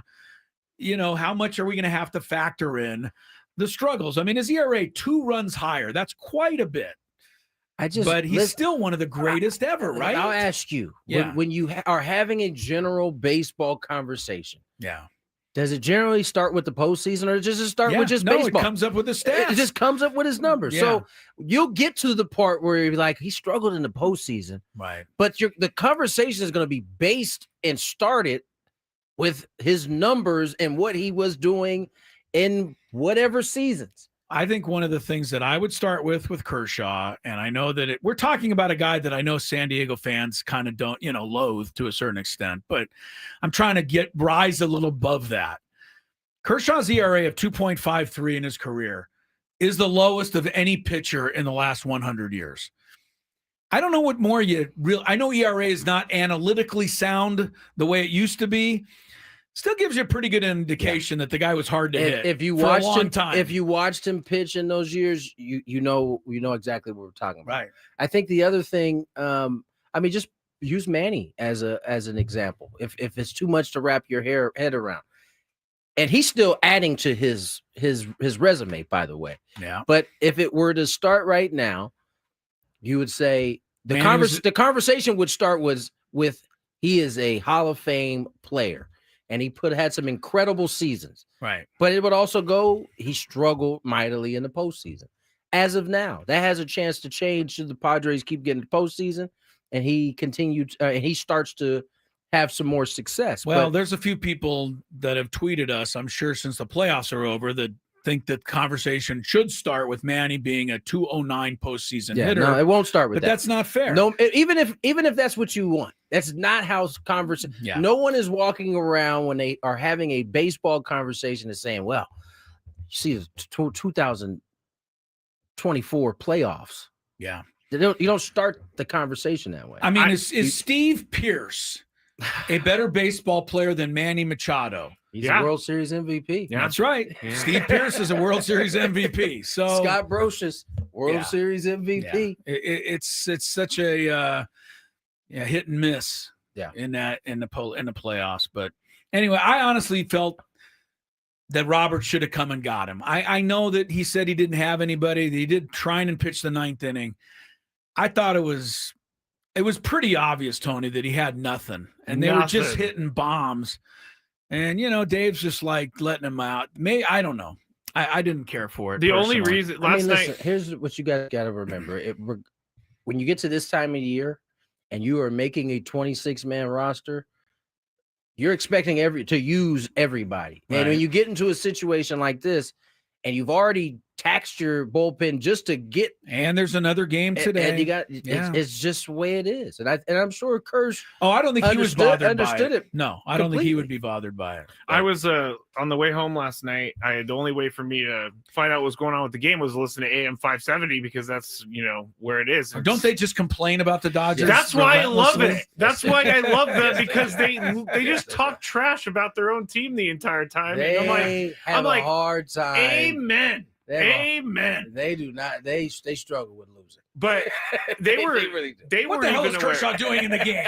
They weren't even aware that Tanner Scott was unavailable last night. So they were like, "What is going on here? Right, why are they leaving bringing him out here? in? This is crazy. There's no one throwing in the pen. He's bouncing balls all over the place, and balls were I mean, one of the outs he got was on a guy gunned down at the plate. The other was a catch leaping against the fence in center field. I mean, they were hitting rockets. So. Anyway, all right, let's get to I break. hope that's not the last memory of Kershaw, but it I don't mind very if it well is. could be. It doesn't bother me. I know Well, it doesn't. You're gonna hold that grudge. That's okay. Well, 30 mile on the other side. Yes, sir. More Gwynn and Chris and a 30 mile.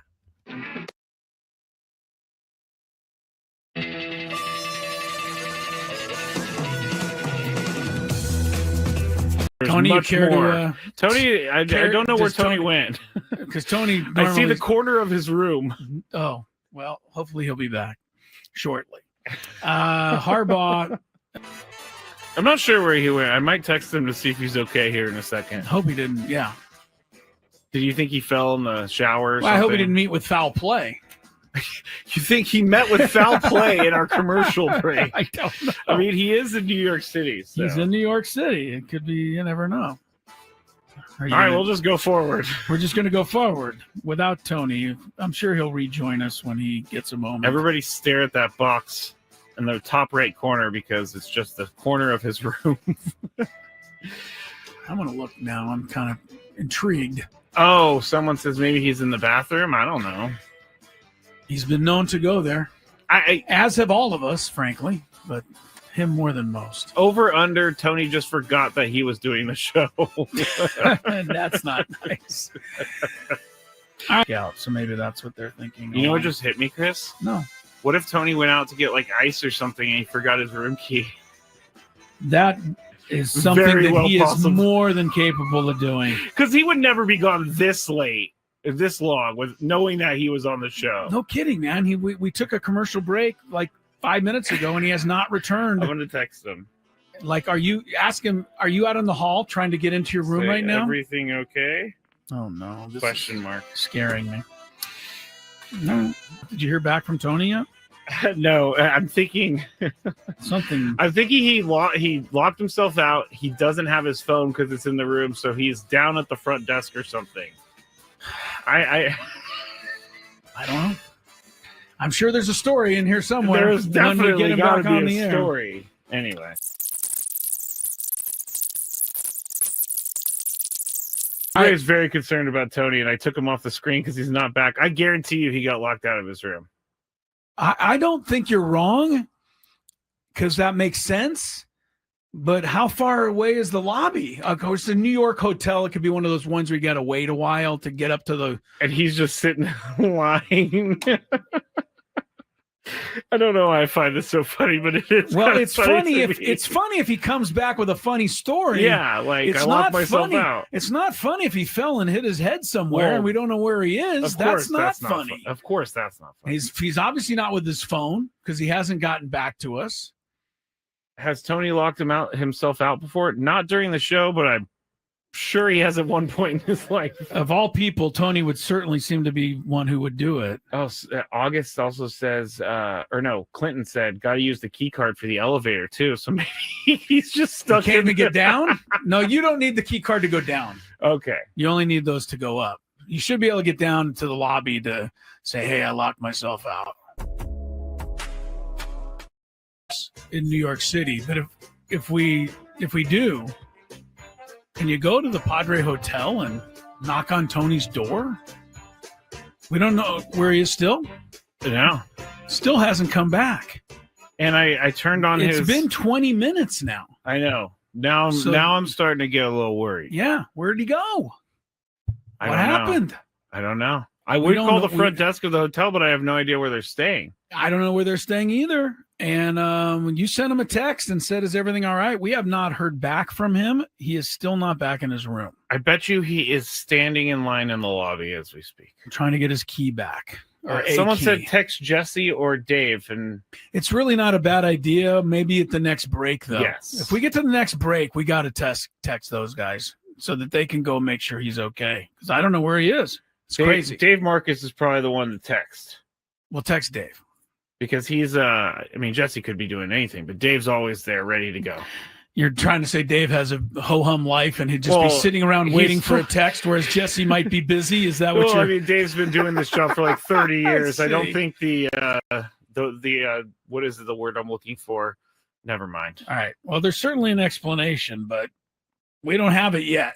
Text Scan. I don't know Scan well enough to text him. We're going to text Dave if this gets to the top of the hour and we still don't have a Tony Gwynn Jr. sighting. All right, do we just go to traffic like it's normal behavior time? I mean, it just seems weird. We got to move on with the show. Show must go on? Yeah. I don't know. All right, we're going to do the good, the bad, and the really, really weird and ugly next here after traffic. All right, it's with less enthusiasm than usual that we embark on the good, the bad, and the ugly for week 2, Skrabe. I'm going to try not to worry too much. I'm going to try not to worry also. I'm not necessarily the worrying type. I'm not either. But, I'm intrigued now at this point. Like it's with this long pass to Devontae Smith. He's back! Helped put him there. Hold on, he's back, everybody! Stop everything.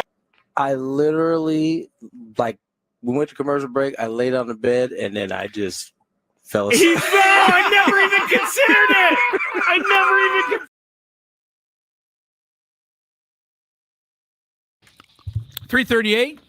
Welcome me back, Gwynn and Chris, 97.3 The Fan. We got about an hour left, and we get you some football. Eagles, Giants, little NFC East action for you on Thursday Night Football. Coming up, 30-mile zone. Are we going to touch on the story I suggested? Yeah, I think this account is very weird. I don't like it, but it needs to be pointed out. Wait, all right. Can we touch on it because we don't even know what the actual thing is, though? Well, we're gonna discuss the fact that it's not real. Gotcha. But we're gonna. And I did some investigating on the account. Okay. I also can't believe. I just can't believe that somebody would even do this in the first place. Chris, that's cute. That he doesn't think someone would do. This is 2025. This happens every day, but I understand why you brought it to our attention. That it is.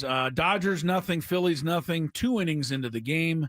Schwarber had a double in the first. Stranded there, and Freeman had a single leading off the second, but the Phillies turned a nice double play. So no score into the third, and off we go now to some traffic, and then what should be an interesting 30-mile zone. From the 855 Get Ross Traffic Center, protecting San Diego after accidents or injury, here's Kelly Danick. This game day traffic report is brought to you by Crystal Geyser, Alpine Spring Water. Got a few problems here. One of them is this collision on southbound 5 before SeaWorld Drive. It's in the center divide. Also, West 8 at the South 805 connector ramp. A stalled vehicle partially in that left lane. Now, further west, Mission Bay off-ramp got a collision. Also, southbound 125 near Lemon. Stalled vehicle has been moved out of lane. Still seeing quite a bit of residual there. What makes Crystal Geyser Alpine Spring Water different? They always bottle their Alpine Spring Water less than 1.5 miles from the spring source. And all of their bottles are made with 50% recycled plastic from their own recycling plants. Crystal Geyser, bottled at the spring source. I'm Kelly Danick with Gwynn and Chris, San Diego's #1 sports station, 97.3 The Fan. If you don't know your sports gossip, can you really call yourself a sports fan? It's time to bring together sports and celebrity gossip. We call it the 30-mile zone, mainly so we don't get sued by the real company. On 97.3 The Fan. If you love Mediterranean food, try Spiros for authentic Mediterranean cuisine in Coronado or La Jolla. For dining or takeout options, visit spiroscuisine.com. We're going to get to Chris's story in just a second, but here's the #1 story from the Big Five, and I thought this was perfect for the 30-mile zone because it's one of those things, Chris, where I'm going to take a case to your courtroom and you are able to dismiss it or you're able to take the case. All right.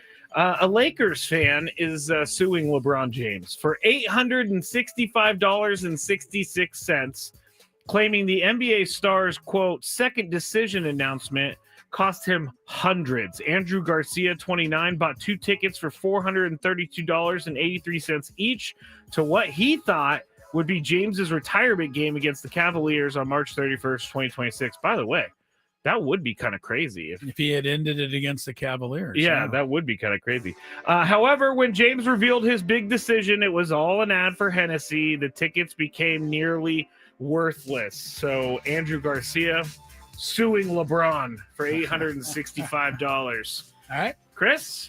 Well, you taking the case? I can't take the case. I mean, it is definitely buyer beware. But there's a big part of me that wants to skirt the law here and tell LeBron, just for being kind of a whatever you want to call him for misleading everybody, to pay the $865 and be done with it. But I don't think I can go above the law there. It is always buyer beware. So that's the bottom line. Dominic makes a good point in the chat. He could still go to the game. The tickets aren't worthless. Right. He just bought tickets that are probably out of his price He's just range. not retiring. Yeah, that's it. Tony, you going to take this case? Absolutely not. Get the hell out of my courtroom. Tony is not going to listen to this. This is ridiculous. So is what LeBron James did. No, it wasn't that ridiculous. If you fell for it, you boo-boo the fool just like me. You know what I'm saying? So that's what you get. You went out. Boo-boo the fool. You went out and bought the very last game of the Lakers season thinking LeBron's retiring, even though he didn't tell you that. He just told you he had a decision to make. And like me, you believed it was going to retire. And so you deserve what you get. You get to go to a game. And Go for you. And everybody's going to boo LeBron wherever he goes anyway. So right. He's going to deserve what he gets, though. And also, he might be able. Let's say Wait, this I'm sorry. Go ahead. he might be able to sell for more when the game comes He'll around. definitely be able to sell for more. Yeah. I don't know. Last game of the season is usually kind of just an exhibition. You're already out of the playoff race. You know what? He also they might manages be a lot going too. they might be going for the best record in NBA history. Who knows? Oh, is that right? Just saying. I mean, him and his sciatica are gonna. He's gonna already miss missing the beginning of the season. That's how you know it's going to be a good year, right? What do you think's the if they go over-under? undefeated for the 4 weeks he's out, What's the watch out? What's the over-under for games he plays, do you think, Tony? Seriously, like 40 or 50? I or would say more? 55, Okay. 50. All right. Probably That's gonna, optimistic, I think. But I don't think so. how many games happen in a month? Like 10, 12? They basically play every other day. So enough. So they'll miss like less than 20 games. He'll more miss- than 10 games. Was there 7 days, 4 games out of the 7, 4, 8, 12. 28. Yeah, I miss about.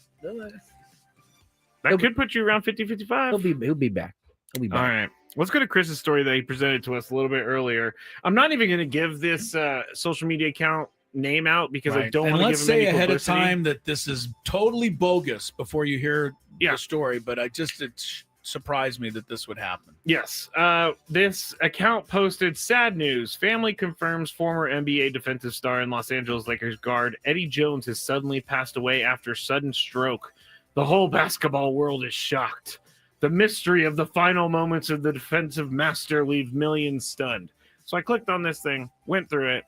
It is an account that just posts fake death notices and fake. So they do this all the time? So you remember DJ and Benga? Yes. They have one for him too. Wow. Same exact thing. See, this thing showed up on my Facebook feed this morning, and it was a picture of Eddie Jones, and it said he passed, and I was saddened. I didn't really investigate it a whole lot further. So I came in here, and I was going to tell Tony about it because he's a Laker fan, and I thought, you know what?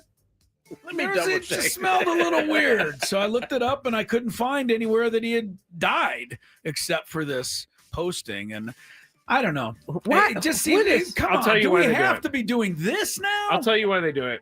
Because this is a some people's strategy of getting views and clicks and likes. To be the first on this kind of stuff? And just kind of see how many people take the bait and then spread the information, and then your thing goes everywhere. That's great. Yeah. That's great. Good for you. Spread bad It's a virus. information. Yeah. It's a virus. But Chris was asking us before the show what type of person does this, and it's the same type of person that goes on Twitter and reports fake news all the time. 100%. Okay. I believe this is the 2025 version of a prankster. Like but in a weirder way, Yeah, a that's more not a- morbid that's way. not even a this prank. this That's is not a prank. morbid is correct. Like the guy who puts the whoopee cushion on his boss's chair is probably the same guy who does this. This That's a guy, prank. yeah, that's a prank. This person is diabolical. Yeah. I have nothing else for it Our other than persons. diabolical. Someone just fell to the They ground. got, hit like on they got hit on the foot with a fastball. All right, next story. The NFL targets Dan Orlovsky in his Twitter account. So if you don't know, Dan Orlovsky puts up a lot of breakdowns of different plays throughout the year on his Twitter account. He does a really good job. He has different angles. He has like different opinions. Oh man, that went right on his ankle bone. That hurts. I'm sorry, the way he fell. He did fall like He a did sack go down of like a potatoes. sack of potatoes. By the way, they're talking about Alex Call leading off the third inning for the Dodgers. He really did get cracked in the foot on an inside pitch. So I've barely hit my ankle bone with my putter before, and it almost took me down. That hurts, yeah. Anyway, Dan Orlovsky, apparently the NFL has contacted him and said that he is not allowed to post NFL videos on his social media anymore. So he doesn't understand it. He says that he is just kind of highlighting the league and letting other people know about players and teaching people about the game. He's not selling anything here. So he doesn't. What? They don't want that. They don't want any of this. So they've taken it away from him. And a lot of people want it to be reinstated. So there's no question here, but do you guys think that the NFL is being a little weird? So there is a question there. I guess yes, there is. I would think they're being a little weird if I didn't already know that the NFL is a little weird. Good point. And very controlling. And, if they feel like their brand is being used in any way, potentially to make an extra buck, they're not going to allow it. They are concerned. Well, the post that I'm reading, this post is assuming that the NFL is concerned about lost revenue. It's like, what? I know. You guys already have all the money you need. And it just goes to show you the difference in leagues, right? I mean, even before John Boy was in partnership with MLB, they were using. Oh, do you think the NFL, if he did John Boy, would put a stop to it? Oh, for sure. Wow. Yeah. Okay. Yeah. For sure. I didn't think of that. If they don't want Dan Orlovsky to be able to just break down what a quarterback did on a play. By the way, there are plenty of people doing it. I see Chase Daniels. I follow him. He breaks down next. film all. Maybe he is next. I can't believe the NFL wouldn't want to reveal what Mike McDaniel yells to Tua after an interception. I think that'd be so. Right. But you're right. And we should also know this because Scott Van Pelt, who's a lot more out there than most, in terms of popularity and exposure, does the bad beat thing every Monday night. There's never an NFL game there. Don't do NFL. They don't do NFL. Well, I didn't why realize not? that. Yeah, Because the NFL doesn't let them. It's like, don't touch our stuff. Yeah. But then they rejoin with Bet MGM. Just think you get your typical highlights from the local games that have been played on national TV, or it's on ESPN, or it's on the NFL Network. Yeah, I'm struggling with my NFL fandom in the last. No, you're not. No, you're not. As soon as the Niners game comes on, you forget all about I do. that. I do. Forget all about But it. I hate the business of the NFL You more can do so that. than I've ever hated it. You can hate Do the you business. hate it enough to stop watching? If they start, No. Do you hate No. it enough right now to Right stop now, watching? no. Okay, there's enough. We don't. And need they to, know that. We don't need to continue the conversation. Then. all right, here we go. I mean, McDonald's runs commercials all the time, but you still stop in and get a small fry now and again. No because they're the salt. best fries out there. No Okay, salt. well, there you go. A lot of people had a problem with this call the other night. 2-strike pitch. Hits a drive down the line. If it's fair, it's his moment. It is. It's tied. So Aaron Judge hits the 3-run home run. If it's fair, it's his moment. Many people said he's already had many moments, so how could this be his moment? What do you guys think of the call? Joe Davis? Yep. Money. It's pretty good, but I don't disagree with your thought. Has he had many playoff moments? Well, the one that he had was dropping the fly ball. He'd rather not that one not be a moment. Okay. Okay, so let's go. What other moment has I don't he think had this in the one's playoffs? going to even be enduring, though, because they didn't They even win lost. the series. They lost, but So that's here in New York. They lost, but it won't be because they will remember that home it won't run. be because of Aaron Judge. Aaron That's Judge true. balled out. That's true. Kurt Bavacqua is still famous in San Diego. The Padres did not win that World Series. No. Yeah, I don't know. I kind of feel I'm more in agreement with the people than not. Do you think the I that's just feel like the people or Skraby? well, Skraby's people. I think he's had other moments that are going to be he far more enduring than broke that. Roger Maris's home run record? That's a pretty big moment. Yeah. I think we got to take it into context of playoff baseball. Okay. It's like A-Rod before he had the great New York run there he was being crushed. To that point, he had broke a bunch of records. But in New York, he hadn't performed in the postseason. And I'm not to say that Judge hadn't, but that was his probably biggest postseason moment outside of the drop catch. Do you guys think that's a can? I'm just asking. I'm not criticizing. Is that a canned line, or do you think that's organic? Do you think he thought about something? I would. Does Jesse go into games with an idea of what he might say if something big happens? I don't know. You have to ask Jesse. There's no way he had that, because how do you know he's going to come up right with the tying run in that situation? Maybe he thought to himself he could have a moment like this during the game, but I don't know that you can put that in the can. Maybe. Yeah. I don't know. Let's go to our next one. Oh, Cal Raleigh. I like this guy more Big and more Dupa! and more. So did you see this the other night when he hit his 61st home run, including the regular season home runs in the playoffs? He hit it to a guy that was wearing a shirt that says dump 61 here. So the guy caught it, and which is pretty incredible because that was the 61st home run for Cal Raleigh of the season. After the game, Cal Raleigh wanted to meet the fan. And so the fan came down. Chris and Tony, I think you're going to love this fan. He offered the ball back to Cal Raleigh. Cal Raleigh said, no, I don't want it. What I do need from, and he gave him a bat and he gave him some other stuff. What I do need for you, though, to do, you got to come back on tomorrow because I need you back in the stands tomorrow. He did not hit it. Did he hit a home run yesterday? No, I don't he think didn't, so. But they got still pretty good. They lost yesterday too. Yeah, so he's he's not coming back to any more games after that. Yeah, he signed. Yeah, he right. His signed the streak ball. ended. He signed the ball for him, and he gave the fan a signed bat. Keep in mind, was this in Detroit? Yes. Yesterday, yeah. The last Wednesday two games were was in Detroit. Yeah. Okay, Or so the this first guy was in Detroit. I what are the odds? I'm just of a this fan. guy I'm a catching fan it? of this fan because he did what I said I would do, which is give the people their ball back when they hit a home run. What do I need it for? Please. But I know everybody's trying to make $1 million.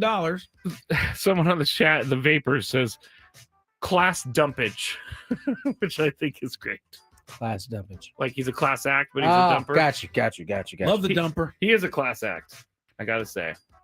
All right, that's it for 30 Miles then. It was quite interesting. No score Dodgers, Phillies. They're going to the fourth in LA. We're going to the fourth hour afternoon. Well, that didn't work. We have Chris versus the fans next. Yeah, that's probably better.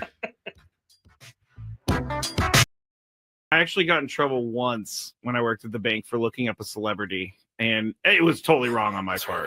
Totally wrong. Looking up their account number? Just I searched their name in the account system, and Skraby, what is wrong with you? I was like 19. You'd be better off. You would be better. You'd be better off admitting that you wear your underwear inside out. Frankly, This guy is just searching up people's accounts. It only happened that one time because I got caught. oh, How my did you get caught? goodness. The account was flagged, and anybody taking a look at it gets logged. And so I got called into the boss's office like 3 days What later. did that come? I'm sorry, I gotta ask. But nobody's supposed to be doing this preview. What did that conversation? How did it go? Well, Like, Why were you looking up Paris Hilton? Is that who it was? I can neither confirm nor deny. Oh my goodness. I can neither confirm. That's really funny, Chris, that you just yelled out that name out of all names. No. But I walked in, I got called into the office, and I sat Oh my down, gosh. and all my boss, I loved her. She was great. Her name was Sharon. Amazing boss. She just slid the piece of paper in front of me. you knew Said, what "Did time you it was. visit this account?" And I looked. Yeah. She was like, "We're gonna have to write you up for this, and if you do it again, we're gonna have to fire you." And I said, "I'll never do it again." And I got out of there as soon as possible. I took everything, but it was not good. Not good. Just curiosity, huh? He's like, I wonder how much they have in their account. Yeah. I mean, before I got caught, I did look up athletes. And, Oh my God! I'm so glad you're sitting in this seat now. Yes, I'm so happy you're not Freaking doing any bank. job that can be dangerous to people's futures. this was in the first year that I was there. I learned my lesson As thoroughly. Chris, as I said, as soon as they walked in, they was like, Yeah, that's that our window. guy right there. That's our window. We're gonna take Yeah. him down. Yep. Just lucky I didn't get caught for like. I can't even say. I'll tell you guys off break whose account I saw He's and how diabolical. much money they had sitting in their checking account. And this was how long ago, too, by the way? Ooh, 2009, 10. Way before I became a good person. Didn't Bank America end up getting in trouble, or was that? Well, it was one of those banks got in trouble. all of them get in trouble Yeah. for selling information, but Hiring folks like you. I wasn't selling any information. I was just wanting to see what was going Just on. curious. I didn't check their account activity, You which I just could check- have been like, oh, they bought this here. I'm going to go up there. I'm not that creepy. Well, that's stock. Oh yeah, you're not that bad. I'm not that creepy. This is amazing, by the way. We're supposed to be doing. How are we supposed to do baseball picks under I these don't think we can circumstances? anymore. I think we gotta push it. You guys never did it? Well, I mean, No, Skraby, we didn't. We didn't do it. Really? Okay. Like you work at a bank, you're looking at people's account information. That's unbelievable. It only happened for a little bit, and then I got in Only trouble. for a little bit.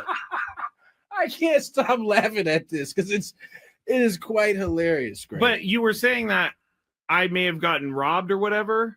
I actually did get robbed when I worked in San Francisco, and they're called quick change artists. How long did you work in the banking industry? 8 years.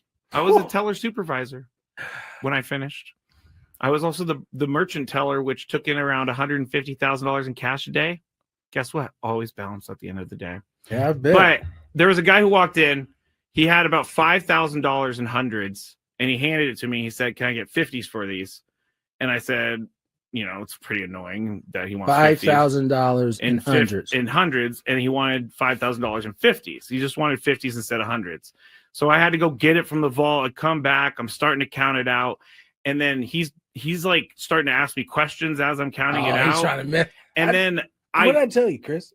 This is what I'm talking about. That window right there. Hey, this guy was so good that no one saw it coming. But so when I started getting mad at him because I counted out the 50s, he goes, "What are you doing?" I asked for 20s. And I'm like, "What? You did not ask for 20s. You asked for 50s, bro." Yeah. I had to go to the vault to get those 50s. And as I was getting all mad and talking to my boss, he took the cash off the counter and put it into this folder that he had on the thing that the original 5,000 in hundreds. Yeah, well, he kept going like that, and then I was so mad, I just grabbed it and I threw it in my drawer. And then he was like, "You know what? I'm out of here." And he walked out. And then at the end of the day, $3,000. He got an extra 3 on you. $3,000. Yeah, he got $3,000. The thing about criminals like that, they can sniff out a mark really easy. I'm not a mark. You are 1,000%. I was actually the bank's dog. They got you for 3 extra. And that's the only time in my 8 years that I ever had anything happen like that. I'm sure there are people who've been there 8 years that never had 0 taken. Scrape, I got a 20 here. Can I get 5 5s, please?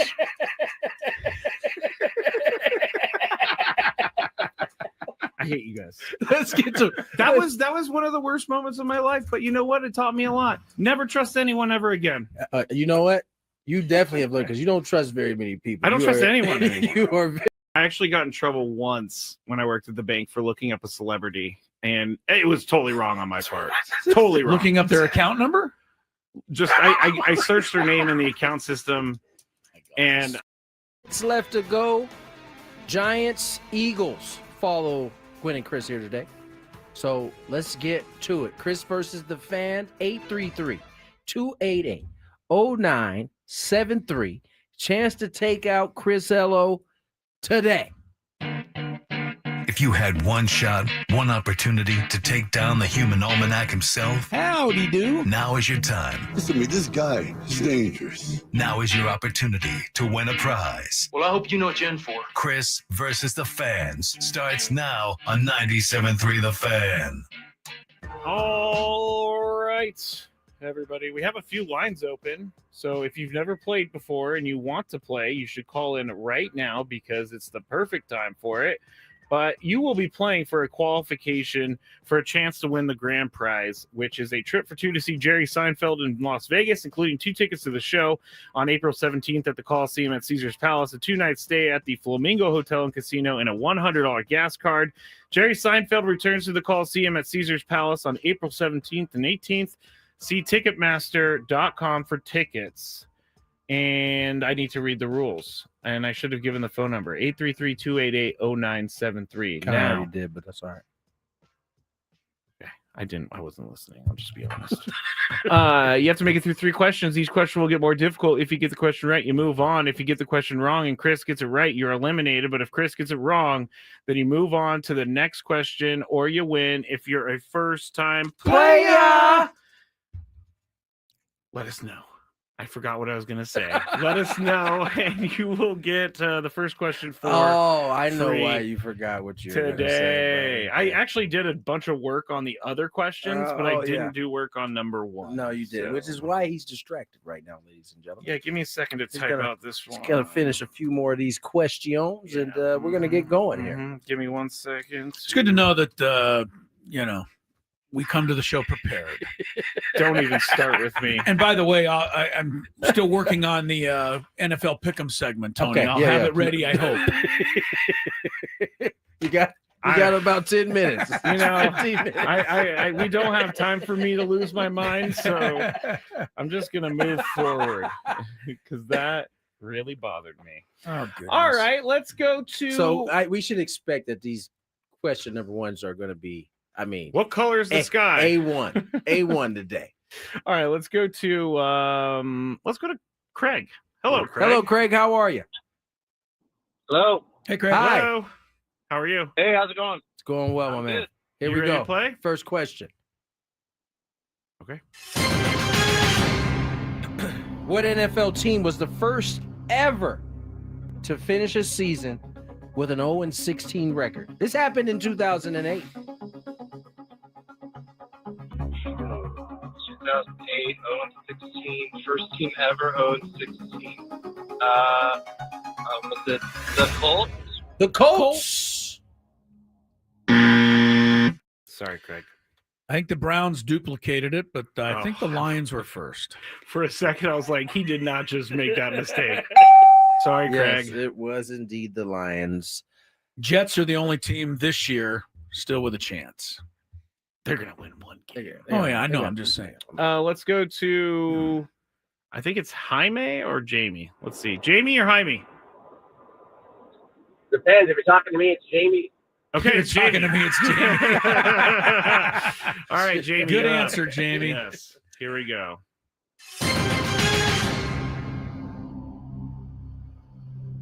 What Phillies player hit 2 home runs in last night's ball game between the Dodgers and the Phillies? Oh, I didn't get to watch the game because I was watching hockey. I like to hear that, Jamie. Good for you. Well, hockey fan out there. Who hits home lots runs of last home? night? For the Phillies. Schwarber hit one far enough to count for 2 home runs, right? He did hit 2 home runs. Two, so He you hit did. 2. You hit 2. You got it. On to question number 2.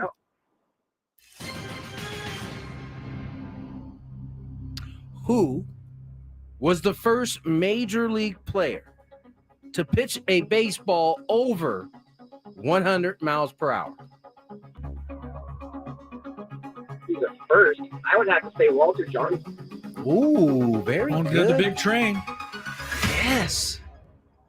Unfortunately, I don't think they know. I don't even know if they knew. Bob Feller? Bob Feller. I thought this was kind of common knowledge. The gun didn't quite come into play until Nolan was on the mound. Yeah, Bob Feller, they once did an experiment. Did you ever see this, Tony? I think I might have. They ran a motorcycle at 100 miles an hour with a head start, and he tried to time a pitch for right when the motorcycle came by to see what was faster, and his ball actually beat the motorcycle. Beat the motorcycle, but I don't know that was official enough. All right, good for you. Jamie's Jamie's still on. in there. Oh, now we get to some good Some questions that he actually worked on. I spent at least 45 minutes on these questions. All right, here we go. Question number 3. I like this one. I'm gonna go with the first one. Who was the first European-born player to win an NBA MVP? Oh, my Lord. European-born player. First to win an MVP. Basketball is not my forte. And I'm picturing a guy whose name I can't even remember. That's a problem. You can also pass. You can pass. You can pass and not give Ello a clue here. I'm going to have to pass. All right, stay You're there. pass. Stay there. The only reason I seem to remember Dirk Nowitzki is because I thought you asked this one time many years ago. So I'm going to go Dirk Nowitzki. He's going what Dirk. I seem to remember. All right, well, if I've already asked this question, we need a new one. Is that right? All right, we'll go with a new question. It's been asked. Give a new question. All right, that's fair. Oh, ask the second one, Tony. There's zero chance that Chris knows this. No, just because you want me to ask that, what I'm asking that. I really hope I get this one. Okay. All right, go, Which Jamie. NBA team almost changed its name to the Swamp Dragons? Oh, God, the Swamp Dragons. I would have to I mean, it would be a complete guess, but I'd have to say New Orleans.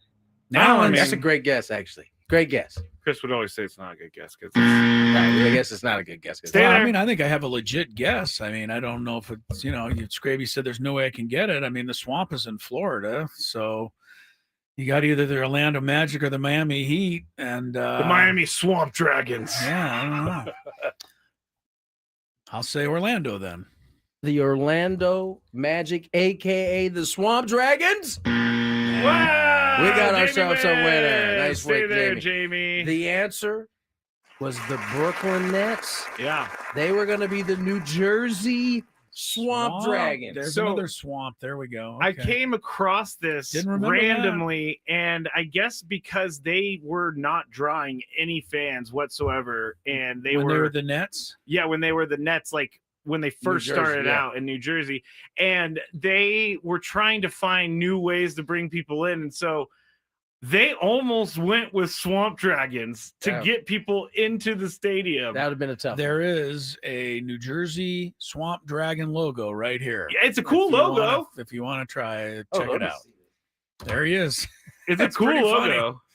It's not bad. Yeah, they went all in on it. Very, it's Puff the Magic Dragon. It's very cartoonish, Yes. like the Raptor when it first came out, right? Or the Grizzly. Or the Grizzly, yeah. Yeah. But I couldn't believe that the Did not know. Nets almost changed their name to the Swamp I'm Dragons. just upset. I thought of the wrong swamp. I might have gotten that one. I mean, Florida. Otherwise. That's like the low hanging fruit right there. Yeah, I would have so- guessed that too. Right. All right. Good one. Jamie, hang in there. You're the winner today. Oh, We we should have remind time. everybody that all guests on the 97.3 The Fan, and Jamie was our guest there. He joined us via the David P. Shapiro / Morgan fan hotline. No, David P. Shapiro fan hotline. And if you are facing criminal charges, trust David P. Shapiro. Criminal defense attorneys, they help clients regain control, and they've been doing it since 2010. Visit David P. Shapiro Law.com. Nothing in this Dodger Philly game. Both guys are cruising. Tony, I think just one hit aside through 4 innings. I mean, we saw Sanchez twice. He was good in both times. We beat him one of the 2 times, but He has a disappearing changeup, is it? changeup to go along with that sinker. They're coming out of the same. And it must exact- just look to a hitter like it's going to be belt high because they swing at it like they're going to hammer it and they miss it by 5 feet. Yeah. So I just got some bad news. oh, Paul Pierce reportedly arrested on suspicion of DUI in Los Angeles. He was reportedly found sleeping behind the wheel of his car on a freeway at 10:30 p.m. Tuesday night. Officers were initially called out to the area to investigate a multi-vehicle crash in the northbound lanes of the 101 freeway. So that's a different thing. The crash. They were initially called out, and then they found him in Him his car sleeping. so there was a crash, or we don't. Well, I guess there was, but was he involved, or we don't That's know? what It I'm does Too not early in say the if he going. was involved in the crash. It just says they that found him sleep in his car. he was arrested Okay. for suspicion of Yeah. DUI or driving under the influence. Yeah, That's not good. I understand. Tony La Russa was asleep right next to him. Sorry, Tony La Russa got pulled over for the same thing one time, spring training. Don't joke about stuff like that, though, You Chris. just did. My God. I know. I'm God. berating myself. Who was the other guy in Arizona? Michael Floyd, the old wide receiver. I don't know. I just know La Russa did it, and then we made him out to be a deity, A what? a god. Yeah, Chris is just saying. He's all. words. I just hate La Let's Russa Let's get to Why do break. you hate La Russa? He can tell us on the other side. because he beat me to the buffet in Cooperstown. Oh yeah. Tony was not there with us, but Tony La Russa was lifting up all of the plastic off of the food, and people were like, "Don't eat yet," and he was just like, "No." Piling it on. He was, and Chris and I were just watching this Hey. happen. T was hungry, man. He couldn't right. wait. All right, let's get to break. We'll finish up on the other side. More Gwynn and Chris. When it comes to the security of your business,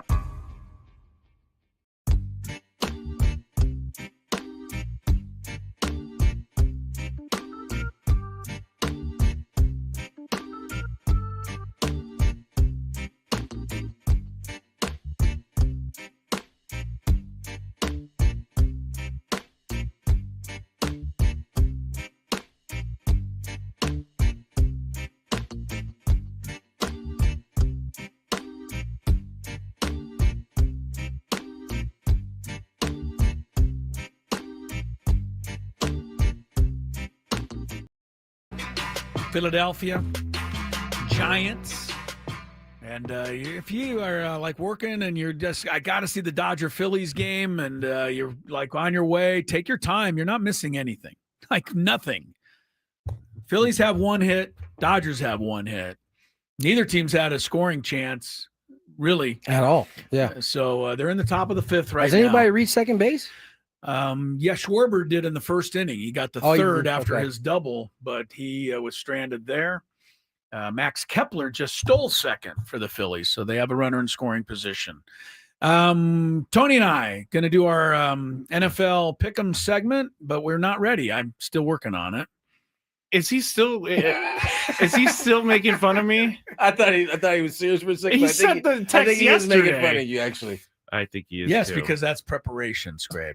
Oh You actually do the segment before the segment airs.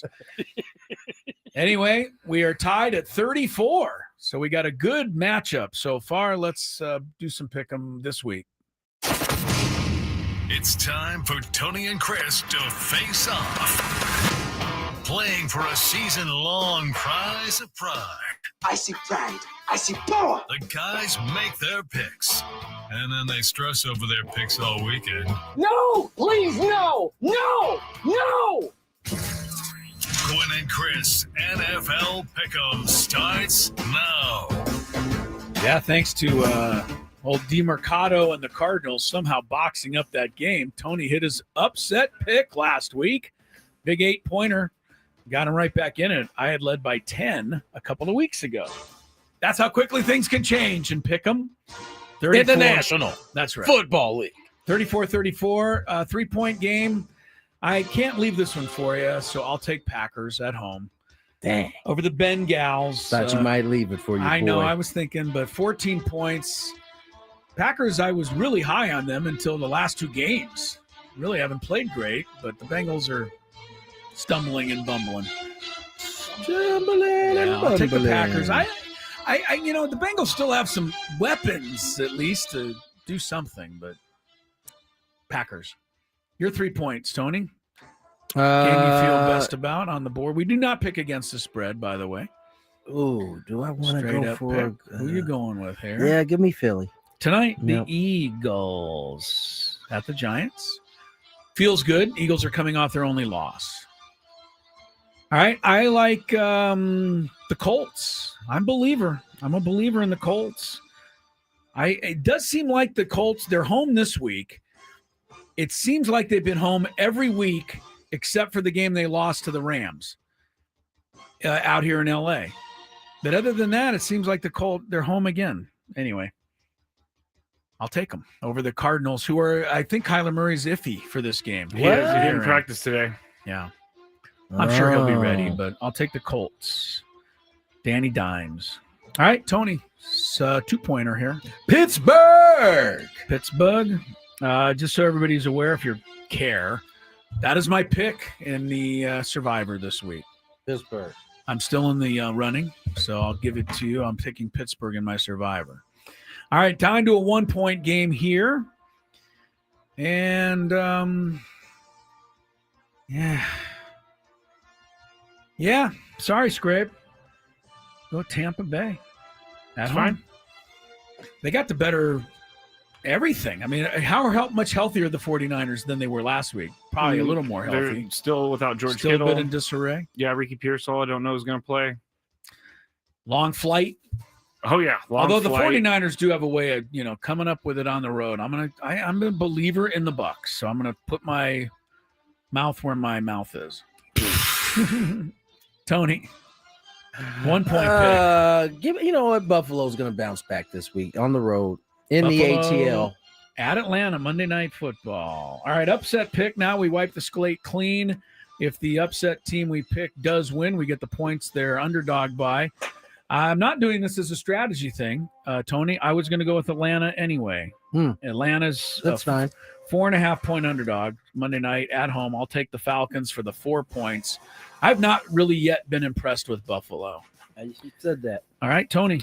You're upset pick. You're not going Bengals, I will are you? raise you and take the Arizona Cardinals. You're going right up against Tyler's the going to Colts. play. All right. Let's go. 7-pointer. 7-pointer, if you get that. I have not been impressed, or I shouldn't say I haven't been impressed. I don't believe the Colts. Don't believe in the Colts. Don't believe them. I Yeah, think they're lying. they beat Miami, which doesn't count. They're lying. But they did beat Denver. They're misleading us right now. I think that could be a misleading win because they got a second chance on the field goal at the end of the game. Yeah, I don't think you're making Super Bowl plans yet if you're the Colts. And again, the schedule. They've been at home. Yes. Almost every week, and they're home again. So eventually they'll have to even that out. All right, there's our picks for the week. We'll see how it turns out. Tied at 34 at the moment. And the Survivor poll, for those of you still alive, we have 24 people left out there. So good on all of you. We've cut through about real quick. I just say 3/4 of the entries. That's true. My guy Sedges has thrown 46 pitches. That's it in the fifth inning? Fifth inning. Wow. Randy Jones somewhere is smiling. He did that against the Padres this year, too. He did have a low pitch count. But this 46, that's extremely low. What is it? How many strikes has he thrown? I don't know. I got to go check I don't have the box score. I have to go check it. Handy. No score, bottom of the fifth. Kepler got the second on that stolen base, but Trey Turner grounded out to end the Philly fifth. Will Smith is up there. Sanchez has thrown 49 pitches now. Yeah. 38 strikes. Oh. Wow. He has thrown. I don't know the math. 10 on that. digits, 10 That's ball- about 10 balls? 80%. 11 balls. 11 if you're balls? going for that, 80%. There you go. Subtraction. Yeah, that's always a tough one. Yeah. Yeah, subtraction can get you. Math, not our finest thing in the world. Not at all. No. All right, we got football coming up. I know we're Live going to play math the is not Open our here thing. shortly. Skraby Yes. gets the Chronicles off tonight. Tomorrow we have a full 4 hours on a Friday. Sounds a little daunting, but we'll have some fun. We got an Aztec game to preview, and got a good countdown idea. Countdown will be our top 5 things that we're hoping for the Padres this offseason, or we want to see. Yep. Having to do with the Padres this offseason. So we'll count all that down, keep you up to date on the playoffs. For Tony Gwynn Jr., Mr. Skraby, it's Mr. Ello. Enjoy football.